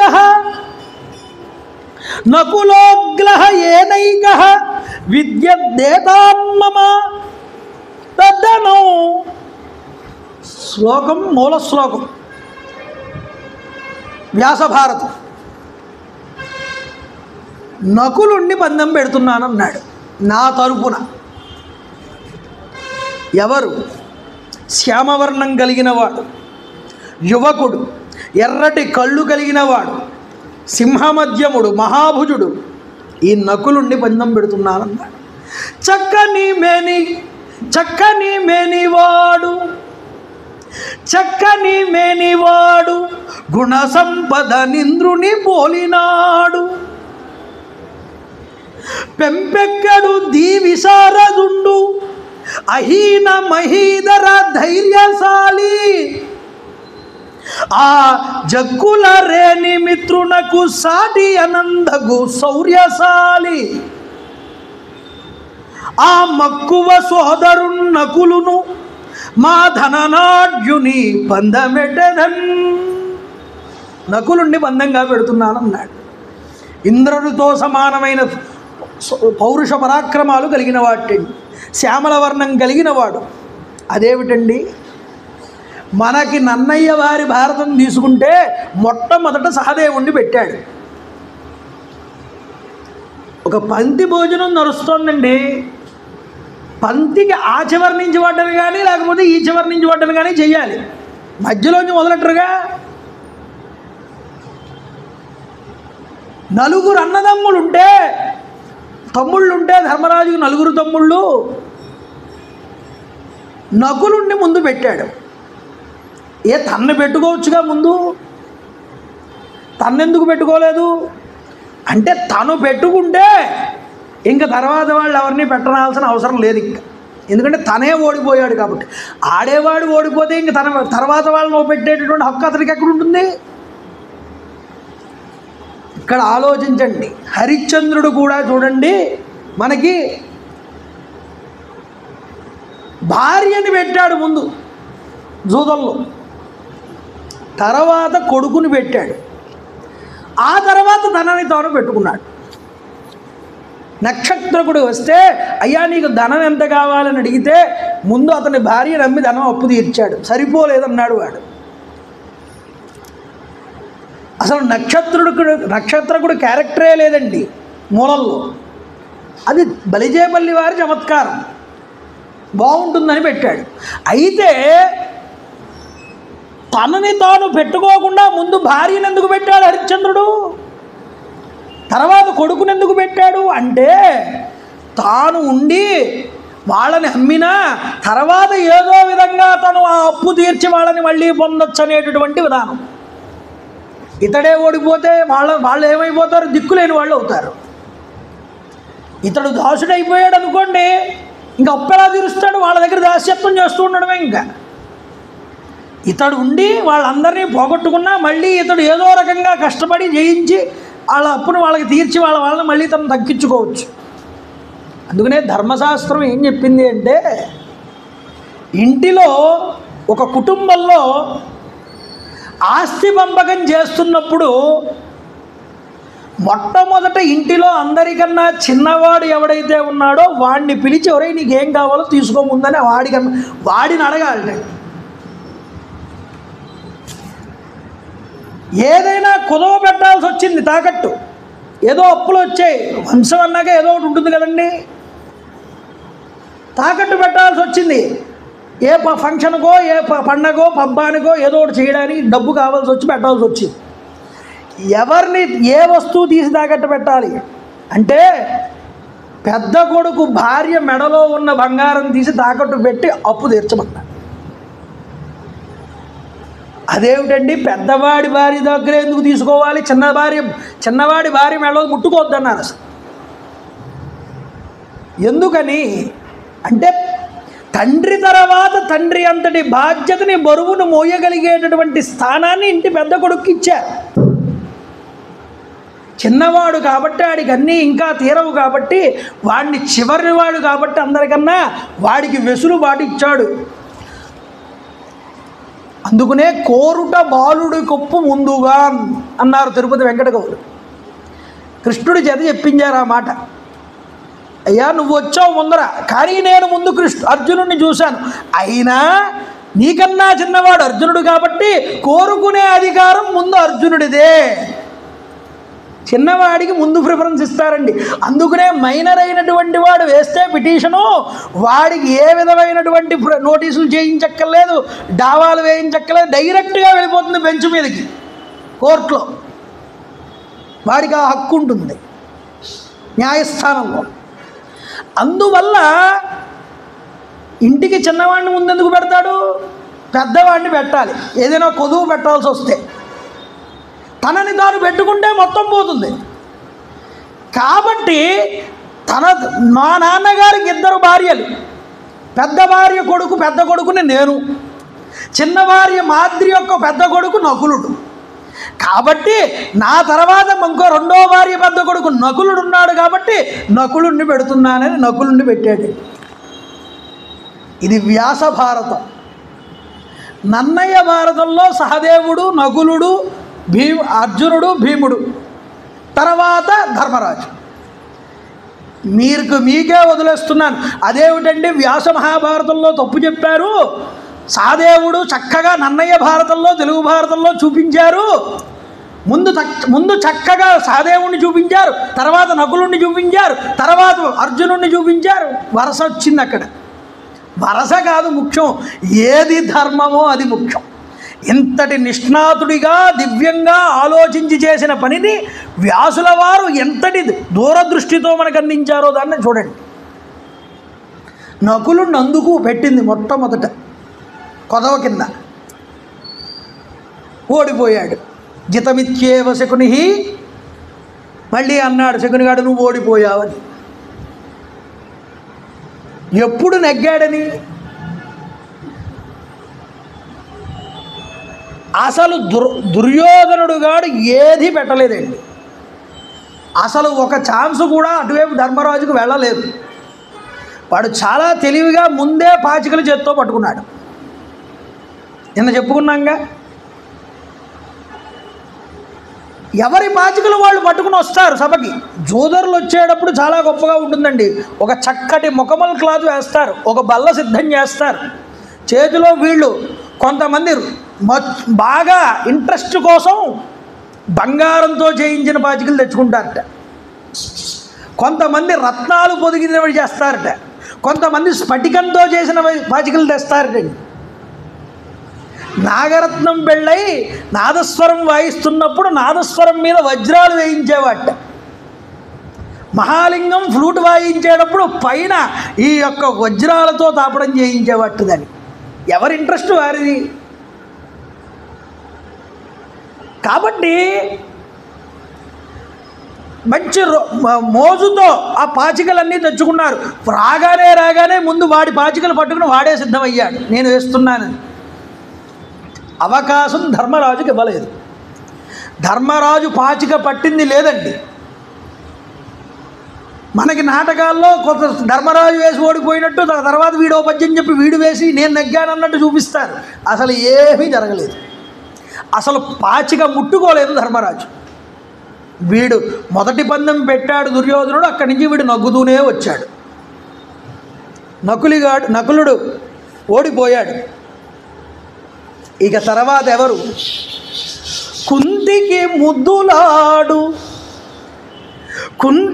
ముద్దులాడు నయకోవిదుడు, ఆర్య పదానుయాయి అత్యంత మనోహరాంగుడు, జయస్పదుడు, ఆహవ దోహలుండు, సామంతుడు, జ్ఞాతపూర్వభుత మండల లక్షణ లక్షితుండు, ధీమంతుని ఏ పణం బిడద మాన్యుని నా సహదేవు తమ్ముని.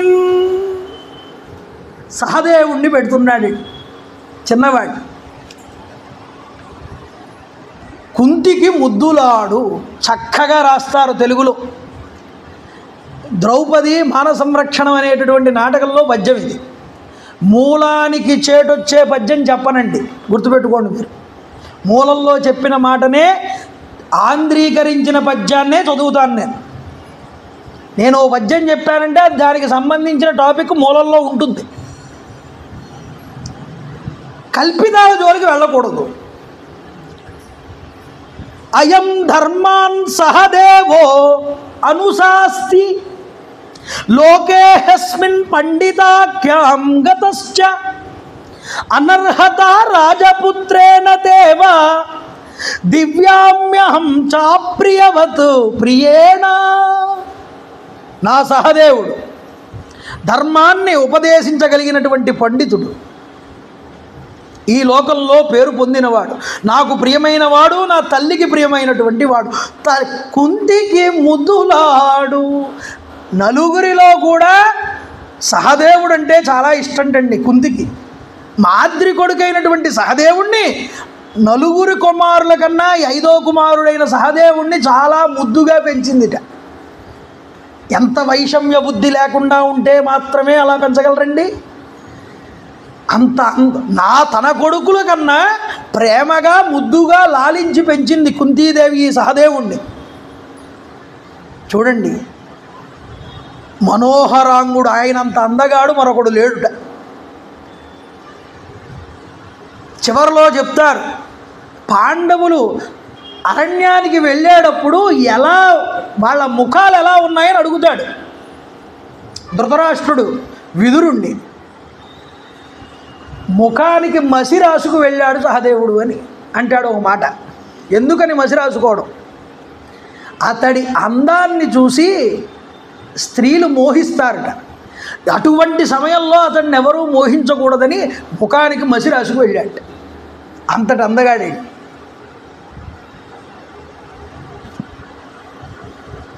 అలాంటి వాడు, అలాంటి రాజకుమారుణ్ణి నేను పందెంగా ఓడుతున్నానన్నాడు. మళ్ళీ వేశాడు. జితమిచ్చేవ శకుని యుధిష్ఠిరం అభాషత. ఓడిపోయాడు. ఇక ఎవరున్నారు? ఏవయ్యా, నకుల సహదేవులు ఇద్దరు అయిపోయారు, ఇక ఇద్దరు తమ్ముడు ఉన్నారు కదా అన్నట్టు ఈ శకుని గారు. మాకు గొడవల్ని పెట్టాలని చూస్తున్నావా అన్నట్టు ధర్మరాజు గారు. అంటే అర్థం ఏమిటి? నీ సొంత తమ్ముళ్ళు ఇద్దరినీ కాదని మాద్రి కొడుకులిద్దరినీ పెట్టావు ముందు తెలివిగా, వీళ్ళని కూడా పెట్టు అంటే వాళ్ళు సహదేవుడు నకులుడు కూడా అవును నిజమే కదా అనుకుంటారేమో అని వీడి ప్లాన్. అంటే మాకు గొడవలు పెడదామని చూస్తున్నావా దుర్మార్గుడా, భేదాలు కల్పించాలని చూస్తున్నావన్నాడు. ఏమనుకుంటే అనుకో, జూదం ఆడేవాడు పిచ్చెక్కిపోయి ఉంటాడు, ఏదో వాగుతాడు, ఆ మాటలు మేము పట్టించుకోక్కర్లేదన్నట్టు శకునిగాడు. ఎవడు జూదపు మైకల్లో ఉన్నాడో, ఎవడు మత్తెక్కిపోయి ఉన్నాడో, ఎవడు కైపెక్కిపోయి ఉన్నాడో, ఎవడు జాగృతుడై ఉన్నాడో మనకు ముందు తెలిసిపోతున్నాడు. చూడండి, చెప్తున్నాడు మళ్ళీ ధర్మరాజు. అంగారపర్ణుతో ఆహవంబనరించి జయమును గైకొన్న శౌర్యశాలి, కాండవంబగ్గిచే గాల్పంజేయుచు దేవరాజుతో పోరు పరాక్రముండు, రాకుమారుల నెల్ల రణరంగమున గెల్చి ద్రౌపది గైకొన్న ధైర్యశాలి, ఔత్తరాహులతోడ ఆయోధనము సల్పి జన్నంపు కప్పముల్ కొన్నవాడు, పరమ కోదండ పాండిత్య పాట ఉండు, ద్రోణ శిష్యాగ్రమై తోచువాడు, నందనందనుని భావమరది ఇప్పుడు పందెమౌఘాత మధ్యమ పాండవుండు. అంగారపర్ణుడి చేత సహస్ర గుర్రాలని గెలుచుకున్నటువంటి వాడు, కాండవవనంలో అగ్నిహోత్రుడి యొక్క తృప్తి కోసం కాండవవనాన్ని దహించినటువంటి వాడు, ఇంద్రుడి చేత పోటీ పడినటువంటి వాడు, రాకుమారులందరినీ ఓడించి పోటీలో ద్రౌపదిని గెలుచుకున్నటువంటి వాడు, ఔత్తరాహులందరినీ కూడా వివిధ దేశ రాజుల్ని ఓడించి వారి చేత కప్పాలు కట్టించి ధనరాశుల్ని తీసుకొచ్చినటువంటి వాడు, ద్రోణ శిష్యుడు, కృష్ణుడికి భావమరిది అయినటువంటి పాండవ మధ్యముడైనటువంటి అర్జునుడిని పందెంగా పెడుతున్నానన్నాడు ధర్మరాజు. యోన సంఖ్యేనౌరివ పారనేత జేతా రిపూణాం రాజపుత్రస్తరస్వి, అనర్హత లోక వీరేణ తేన దివ్యామ్యహం శకునే ఫల్గుణేనా. అర్జునుడు నావవలే మమ్మల్ని అందరినీ యుద్ధంలో తరింపజేస్తాడు, ఒడ్డుకు చేరుస్తాడు, శత్రువుల్ని జయించగలుగుతాడు, లోకైక వీరుడు, అతన్ని పందెంగా పెట్టడం తగని పని, కానీ తప్పడం లేదు, పెడుతున్నాను పందెంలో అన్నాడు.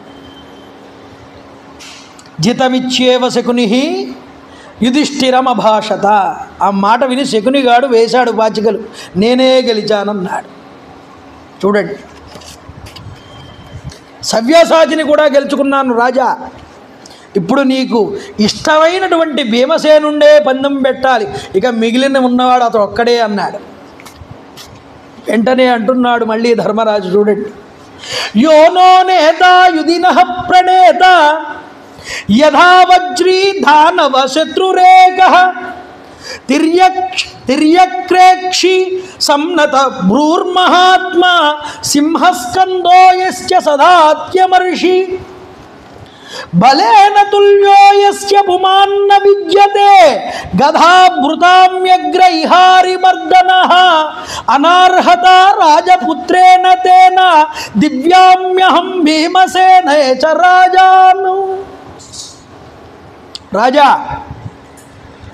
భీముడు యుద్ధంలో మాకు సేనాపతి, రణరంగంలో వజ్రధారి అయిన ఇంద్రుడి వలె ఒక్కడే వెళ్ళి యుద్ధాన్ని నడిపించగలడు, అడ్డంగా కూడా చూడగలడు, వింటి వలె వంగిన కనుబొమ్మలు కలిగినటువంటి వాడు, మహనీయుడు, సింహస్కందుడు, సదా అమర్షతో కూడినటువంటి వాడు. ధర్మరాజు యందు విపరీతమైన ధర్మము, భక్తి, గౌరవము అన్నీ ఉన్నాయిటండి భీముడికి. ఒక కోణంలో చూస్తే అర్జునుడి కన్నా భీముడికే ఎక్కువ గౌరవం. ఎంత బలం ఉన్నా వాటిని అణుచుకుని కూర్చున్నాడు ధర్మరాజు కోసం, ఏమీ మాట్లాడకుండా. ఒక్క ధర్మరాజు కోసమేనండి.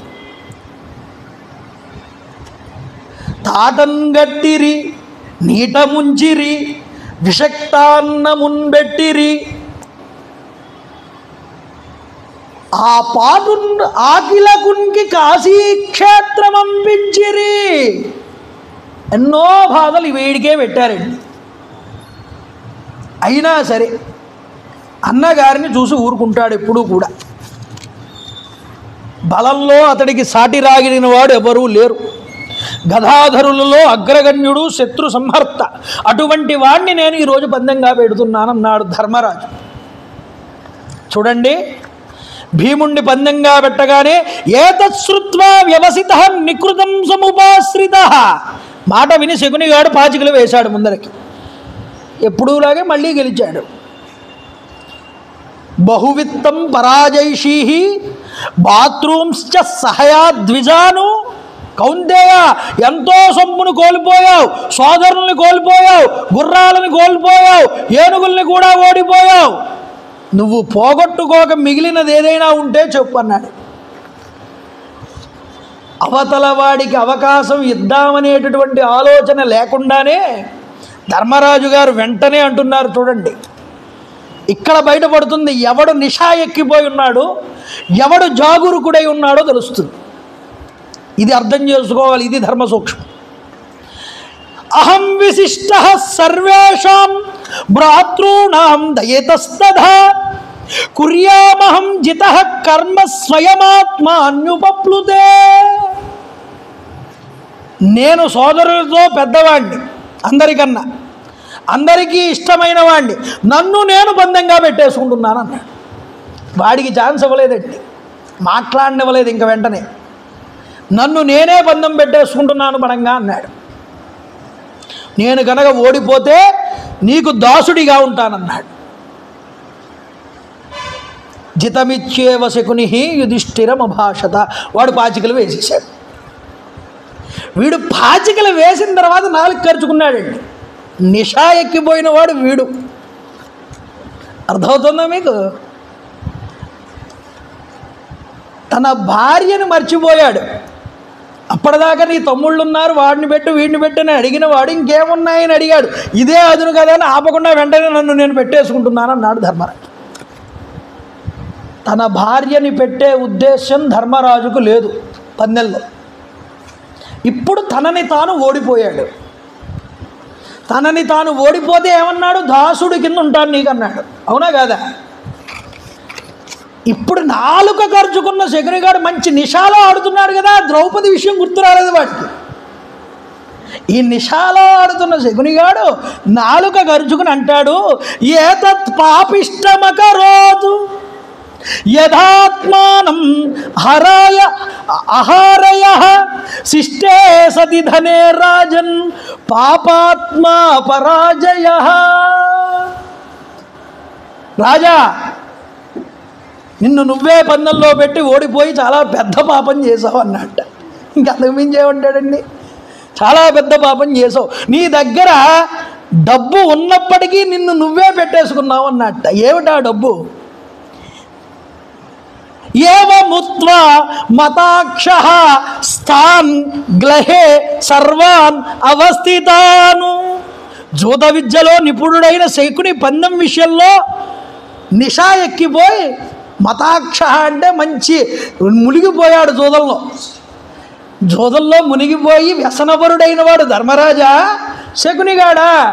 ఆలోచించండి.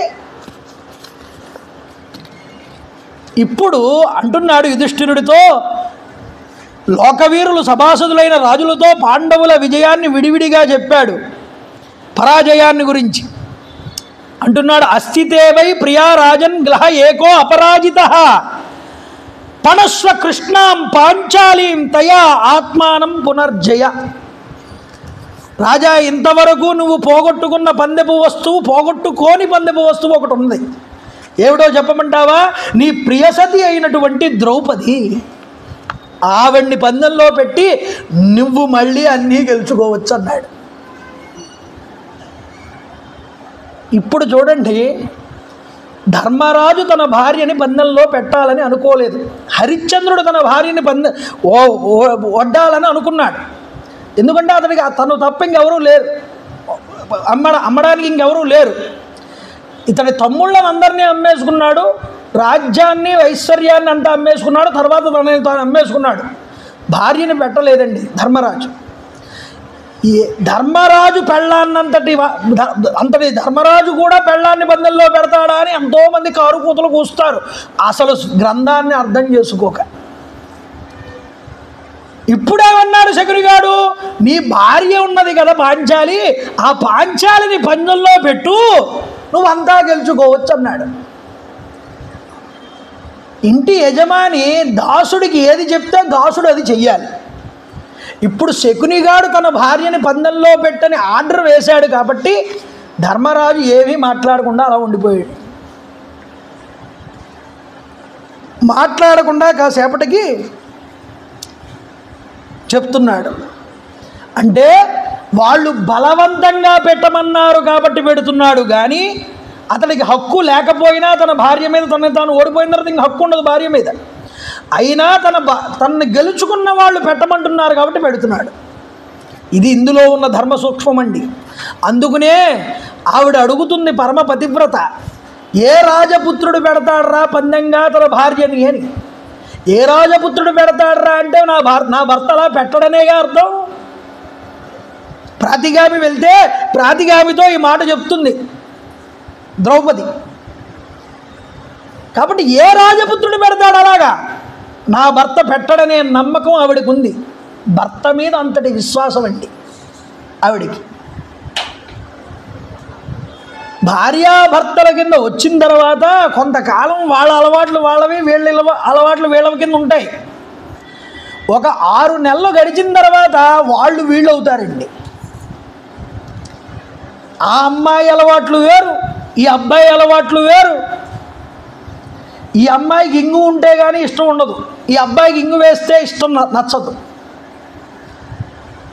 అలవాట్లు వేరు, తిండి వ్యవహారం అంతా వేరు. కానీ 6 నెలలు పోయేటప్పటికల్లా వీడి అలవాట్లన్నీ ఆ అమ్మాయికి వస్తాయి. ఇద్దరూ కలిసి పుట్టింటికి వెళ్తే వాళ్ళ అమ్మ కూర్చుని ఏ పులిహారో చేస్తూ ఉంటే ఆ పులిహారలో ఇంగు వేయకు మా ఆయనకి నచ్చదు అంటుంది వచ్చి. ఈ అమ్మాయి ఇంగు వేయకపోతే తిందు, కానీ మా ఆయనకి ఇష్టం ఉండదు వేయొద్దని చెప్తుంది. నోరు పట్టు కూర్చుంటుంది తల్లి, ఏమీ అనలేక. ఎందుకు? అక్కడ ఉన్నటువంటి అల్లుడు కాబట్టి. ఈ 6 నెలల్లో ఇంత మార్పు వచ్చింది ఏమిట్రా దీంట్లో అని. అలాగా ఇంతకాలం సహచర్యం చేసి భర్తతో, అంత ధర్మాత్ముడైనటువంటి భర్తతో ఉన్నటువంటి ద్రౌపదికి ధర్మరాజు అంటే ఏమిటో తెలీదు, ఆయన యొక్క లక్షణం ఏమిటో తెలీదు. ఏ రాజపుత్రుడు పెడతాడు అలాగని నిలదీసింది. అందుకునే అంటే నా భర్త పెట్టడు అలాగెప్పుడూ కూడా, అది ఏదో మతలబు జరిగింది అక్కడ, అది ఏంటో తెలుసుకుని రా అని పంపింది. అప్పుడు చూడండి, యుధిష్ఠిరుడు అంటున్నాడు వెంటనే ఏమని, పాంచాల రాజగర్భము పావనతగాంచ అవతరించిన సుగుణాల వాల లలిత భారత కీర్తిలతకు ఆధారమై నిల్చిన సంస్థవనీయ చరిత్ర అభిజోద్యోజిత వ్యాపారములకెల్లా దళమానికంబుగా వెలయు సాధ్వి పరమ పాతివ్రత్య సరణినన్యమహి ఖ్యాతిగై కొన్న మూర్ధాభిషిక్త నిఖిల లోకైక సంస్మరణీయ దివ్య విమల వర్ణ విరాజ పవిత్ర నామ అఖిల పాండవ పంచకార్ధాంగలక్ష్మి సరగవణమయ్యే విధిని అనుసరించి. ఇది విధి నడిపిస్తున్నదే కానీ నేను చేస్తున్నది కాదంటున్నాడు. ఆ తెలివిలో ఉన్నాడండి ధర్మరాజు. ఆయన జూదం మొత్తులో లేడు. వ్యసనాభిభూతుడై అంటే బాధపడ్డాడు. వీళ్ళందరూ వీళ్ళ వినాశనాన్ని వీళ్ళే కొని తెచ్చుకుంటున్నారు, దైవం వీళ్ళని మృత్యువు వైపు నడిపిస్తున్నాడు కదా అనే బాధతో బాధపడ్డాడు తప్ప అతనికి ధనమునందు కానీ ఆ విషయ ఆసక్తుల యందు కానీ ఆయనకి ఎటువంటి వ్యాపారము లేదండి. అంతటి వ్యాపారం ఉన్నవాడు పిలిచితే నేను రాను పొమ్మంటాడు. జూదానికి వచ్చాడు అంటే జ్ఞాతులకు ఎటువంటి ఇబ్బంది కలగకూడదని ఆలోచించాడు. కానీ వాళ్ళ చావు వీళ్ళే కొని తెచ్చుకుంటున్నారు, నన్ను ఏం చేయమంటారు అనే బాధతో వాళ్ళని చూసి జాలి కలిగి బాధపడ్డాడు. కాబట్టి ఇప్పుడు వాడే పెట్టమన్నాడు పందెంలో తన భార్యని. తన యొక్క తన యొక్క ఆలోచన కానీ తనకు పట్టాలనే ఉద్దేశ్యం కానీ ఏమీ లేవు. వాడు ఓడిపోయాడు కాబట్టి ధర్మరాజు అతని చేతిలో గెలిచిన వాడు ఓడిపోయిన వాడిని ఏం చెప్తే ఓడిపోయిన వాడు అది చెయ్యాలి కాబట్టి ఇప్పుడు అంటున్నాడు ఆ మాట. నైవ హ్రస్వ నమహతి న కృష్ణ నాతిరోహిణి నీలకుంచిత కేసీ చ తయా దివ్యామ్యహం త్వయా. ఈవిడ మరీ పొట్టిది కాదు, పొడుగుది కాదు, నల్లది కాదు, తెల్లనిది కాదు, ఉంగరాలు తిరిగినటువంటి జుట్టు కలిగిన నీలవేణి. ఈమెను పందెంగా పెట్టి నీతో ఆడుతున్నాను. శారదోత్పల పత్రాక్ష్య శారదోత్పల గంధయ శారదోత్పల సేవిన్య రూపేణ శ్రీ సమానయ. శరత్కాలపు కలువ రేకుల వంటి కళ్ళు కలిగినటువంటిది, కలువుల యొక్క పరిమళం వంటి పరిమళం కలిగినటువంటిది, శరత్కాలపు కలువులను సేవించేటటువంటిది, రూపంలో లక్ష్మిని పోలి ఉన్నటువంటిది. స్వర్గలక్ష్మే ఈ యొక్క లక్ష్మి చూపిస్తున్నారు. అందుకునే ద్వాపరే ద్రౌపదీ శక్తి అంటారు. కలౌ శక్తిర్గృహే గృహే అని. అమ్మవారు శక్తి స్వరూపంగా ఒక్కొక్క యుగంలో ఒక్కొక్కలాగా భాసిల్లింది. ద్వాపర యుగంలో ద్రౌపదీదేవే శక్తి, ఆధ్యాశక్తి. కానీ కలియుగంలో ప్రతి ఇంటిలో ఉన్న స్త్రీ స్వరూపము కూడా శక్తి స్వరూపమే. చూడండి, అందుకని శక్తిగా భావన చెయ్యాలి స్త్రీమూర్తిని ఎప్పుడూ కూడా. పురుషుడికి శక్తినిచ్చేది పక్కన స్త్రీయేనండి. రామచంద్ర ప్రభు పక్కన సీతమ్మ తల్లి వచ్చేంతవరకు మైనరే, ఆయనకి ఏ శక్తులు లేవు. ఒక్కసారి సీతమ్మ తల్లి పక్కకి వచ్చి చేరిన తర్వాత ఆయన కన్నా గొప్పవాడు మరొకడు లేడు. మండిత విస్ఫులింగ విషమజ్వలితానల కీలలు అబ్జగర్భాండము నిండా మత్త వేదండము నెత్తి. ఎంతో గొప్పగా ఆయన యొక్క పరాక్రమాలను సూచించారండి భక్తులు. కాబట్టి పరమాత్మ కూడా పక్కన శక్తి లేకపోతే శక్తిహీనుడు అవుతాడు. అటువంటి లక్ష్మీ స్థానం ఆ భార్య, అటువంటి లక్ష్మి ఆవిడ. తదైవ స్యాద్ నృశం స్యాత్ తథా స్యాత్ రూప సంపద తథా స్వాశ్చీల సంపత్యా యామిశ్చేత్ పురుష స్త్రియం. పురుషులలో స్త్రీలలో ఆశించే దయాగుణము, రూప సంపత్తి, శీల సంపత్తి అన్నీ కూడా కలిగినటువంటిది ద్రౌపది. సర్వైర్గుణైర్హి సంపన్నాం అనుకూలాం ప్రియం వధాం యాదృశీం ధర్మ కామార్థ సిద్ధిమిచ్చేన్నరః స్త్రియం. పురుషుడికి ధర్మము, అర్థము, కామము ఎలాగో తన భార్య కూడా అలాంటిదే. యక్ష ప్రశ్నల్లో యక్షుడు అడుగుతాడు ధర్మరాజును ఒక ప్రశ్న, ఏమిటి? ధర్మము, అర్థము, కామము ఈ మూడు ఉన్నాయే, ఒకదానికొకటి సంబంధం లేనటువంటివి, విరోధాలు.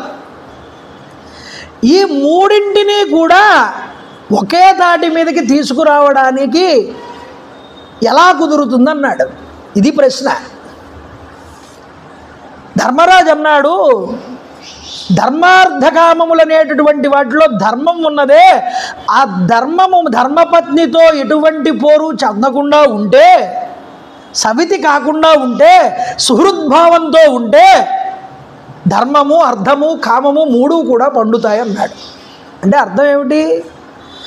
ధర్మం పురుషుడికి ఎప్పుడు పండుతుంది అంటే పక్కన ధర్మపత్ని ఉండి ఆ పురుషుడికి పక్కన అన్ని విషయాల్లోనూ ఆవిడ శక్తినిస్తూ ఉంటే అతడి ధర్మార్థకామాలు సిద్ధిస్తాయి. ధర్మార్థకామకలు తాత లోకే సమీక్షిత ధర్మ ఫలోదయేషు ఏ తత్ర సర్వే శూర సంశయం మే భార్యేవస్య అభిమత సుపుత్ర. రామచంద్ర ప్రభు చక్కగా చెప్పాడు ఈ మాట రామాయణంలో. ఏ స్త్రీ అయితే పక్కన పురుషుడి పక్కన నిలబడి ఉందో ధర్మపత్నిగా, ఆ ఒక్క స్త్రీ వల్ల పురుషుడికి ధర్మం నెరవేరుతుంది, కామం నెరవేరుతుంది, అర్థం నెరవేరుతుంది. ఏ యాగం చేసినా, పూజ చేసినా, హోమం చేసినా పక్కన భార్య స్థానం ఉండాలి గృహస్థుకి. ఆవిడ లేకపోతే వీడి పూజ ఫలించదు. తీర్థయాత్రకి వెళ్తున్నారు చాలామంది ఈ కాలంలో, విహారయాత్ర కింద భావన చేసి ఫ్రెండ్స్ అందరూ కలిసిపోతున్నారు తప్ప పెళ్ళాలను తీసుకెళ్ళట్లేదు. విహారయాత్ర కూడా ఫలితం రావాలి అంటే తీర్థయాత్ర ఫలితం పెళ్ళైన వాడు పక్కన భార్యతో సహా కలిసి వెళ్ళాలండి యాత్రకి, లేకపోతే దానివల్ల ఫలితం సున్నా. తిరుపతి వెళ్ళినా వెంకటేశ్వర స్వామి దర్శనానికి పక్కన భార్యతో కలిసి వెళ్ళాలి పెళ్ళైన వాడు. ధర్మశాస్త్రం ఎంతో చెప్పింది, మనం అన్నీ ఆచరిస్తేగా. కాబట్టి ఒక ధర్మ కార్యక్రమంలో పక్కన స్త్రీ ఉంటుంది ధర్మపత్నిగా.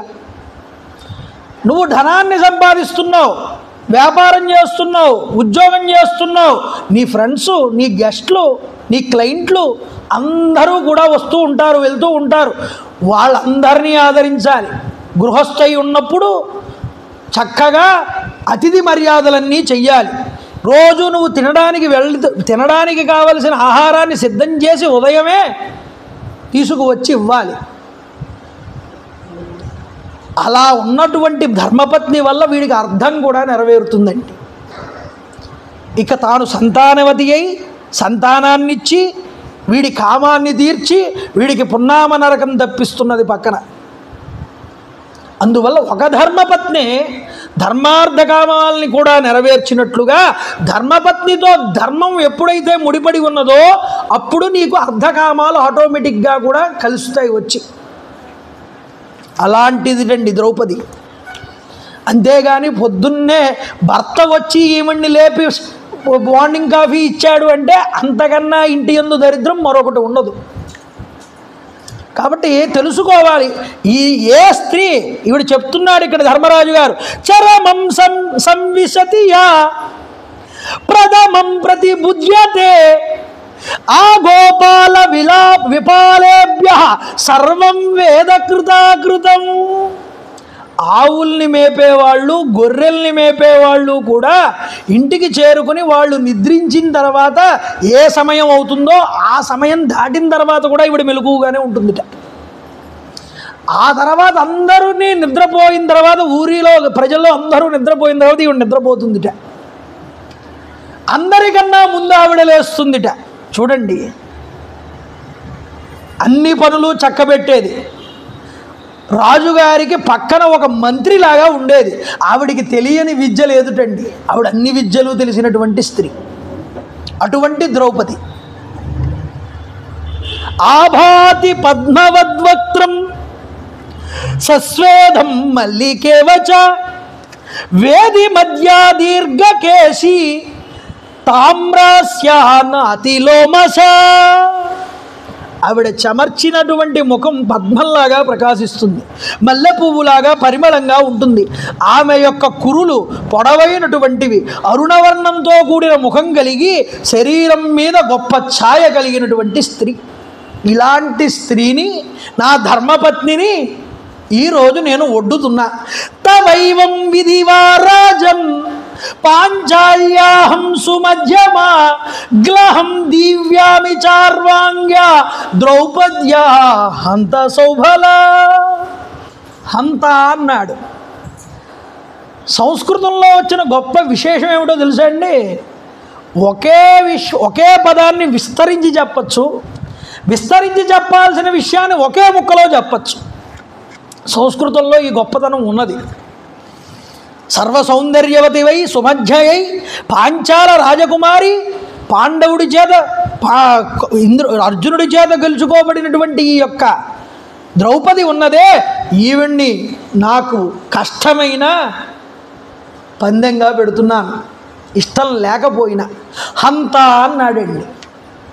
హంత అంటే చిన్న మాటలో దాని విషయం అంతా కూడా బయట పెడుతున్నాడు. ఏమని? మనకి సంస్కృతంలో చాలా పదాలు ఉన్నాయి. బత అంటే ఏమిటి? ఆశ్చర్యం అని అర్థం. చిన్న ముక్కే కానీ ఒక పెద్ద విశేషాన్ని చూపిస్తుంది. అలాగే కలు అనేటటువంటి ఒక మాట వస్తుంది. కలు అంటే అది ఉన్నదే, అది ఆల్రెడీ అక్కడ ఉన్నది, దాన్ని చూపించేటప్పుడు కలు తత్రణీయం అంటారు. ఆ కలు శబ్దాన్ని వాడతారు. చ ఇంక్లూడింగ్ కూడా, అది కూడా అనే ఉద్దేశంతో వాడతారు చ అనేటటువంటి పదాన్ని. అలాగే హంత అన్నాడు. అయ్యో అనేటటువంటి అర్థంలో వస్తుంది అది. అంటే తన భార్యని ఇవ్వలేక వాడు ఇమ్మని ఆర్డినెన్స్గా ఆర్డర్ కింద వేశాడు కాబట్టి హంత అనే పదంతో పదాన్ని కూర్చాడండి అక్కడ ఋషి. హంత సౌభల, బలవంతంగా ఇస్తున్నట్టు లెక్కిది, అతనికి ఇష్టం లేకపోయినా, అందుకనే ఆ పదం వాడాడు.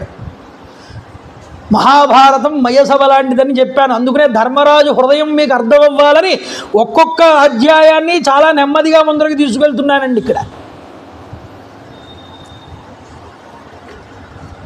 ఇలా పలకగానే అక్కడ సభలో చాలామంది ఉంటారుగా, వాళ్ళందరూ తలలు పట్టుకున్నారట. చీ అన్నారట అందరూ.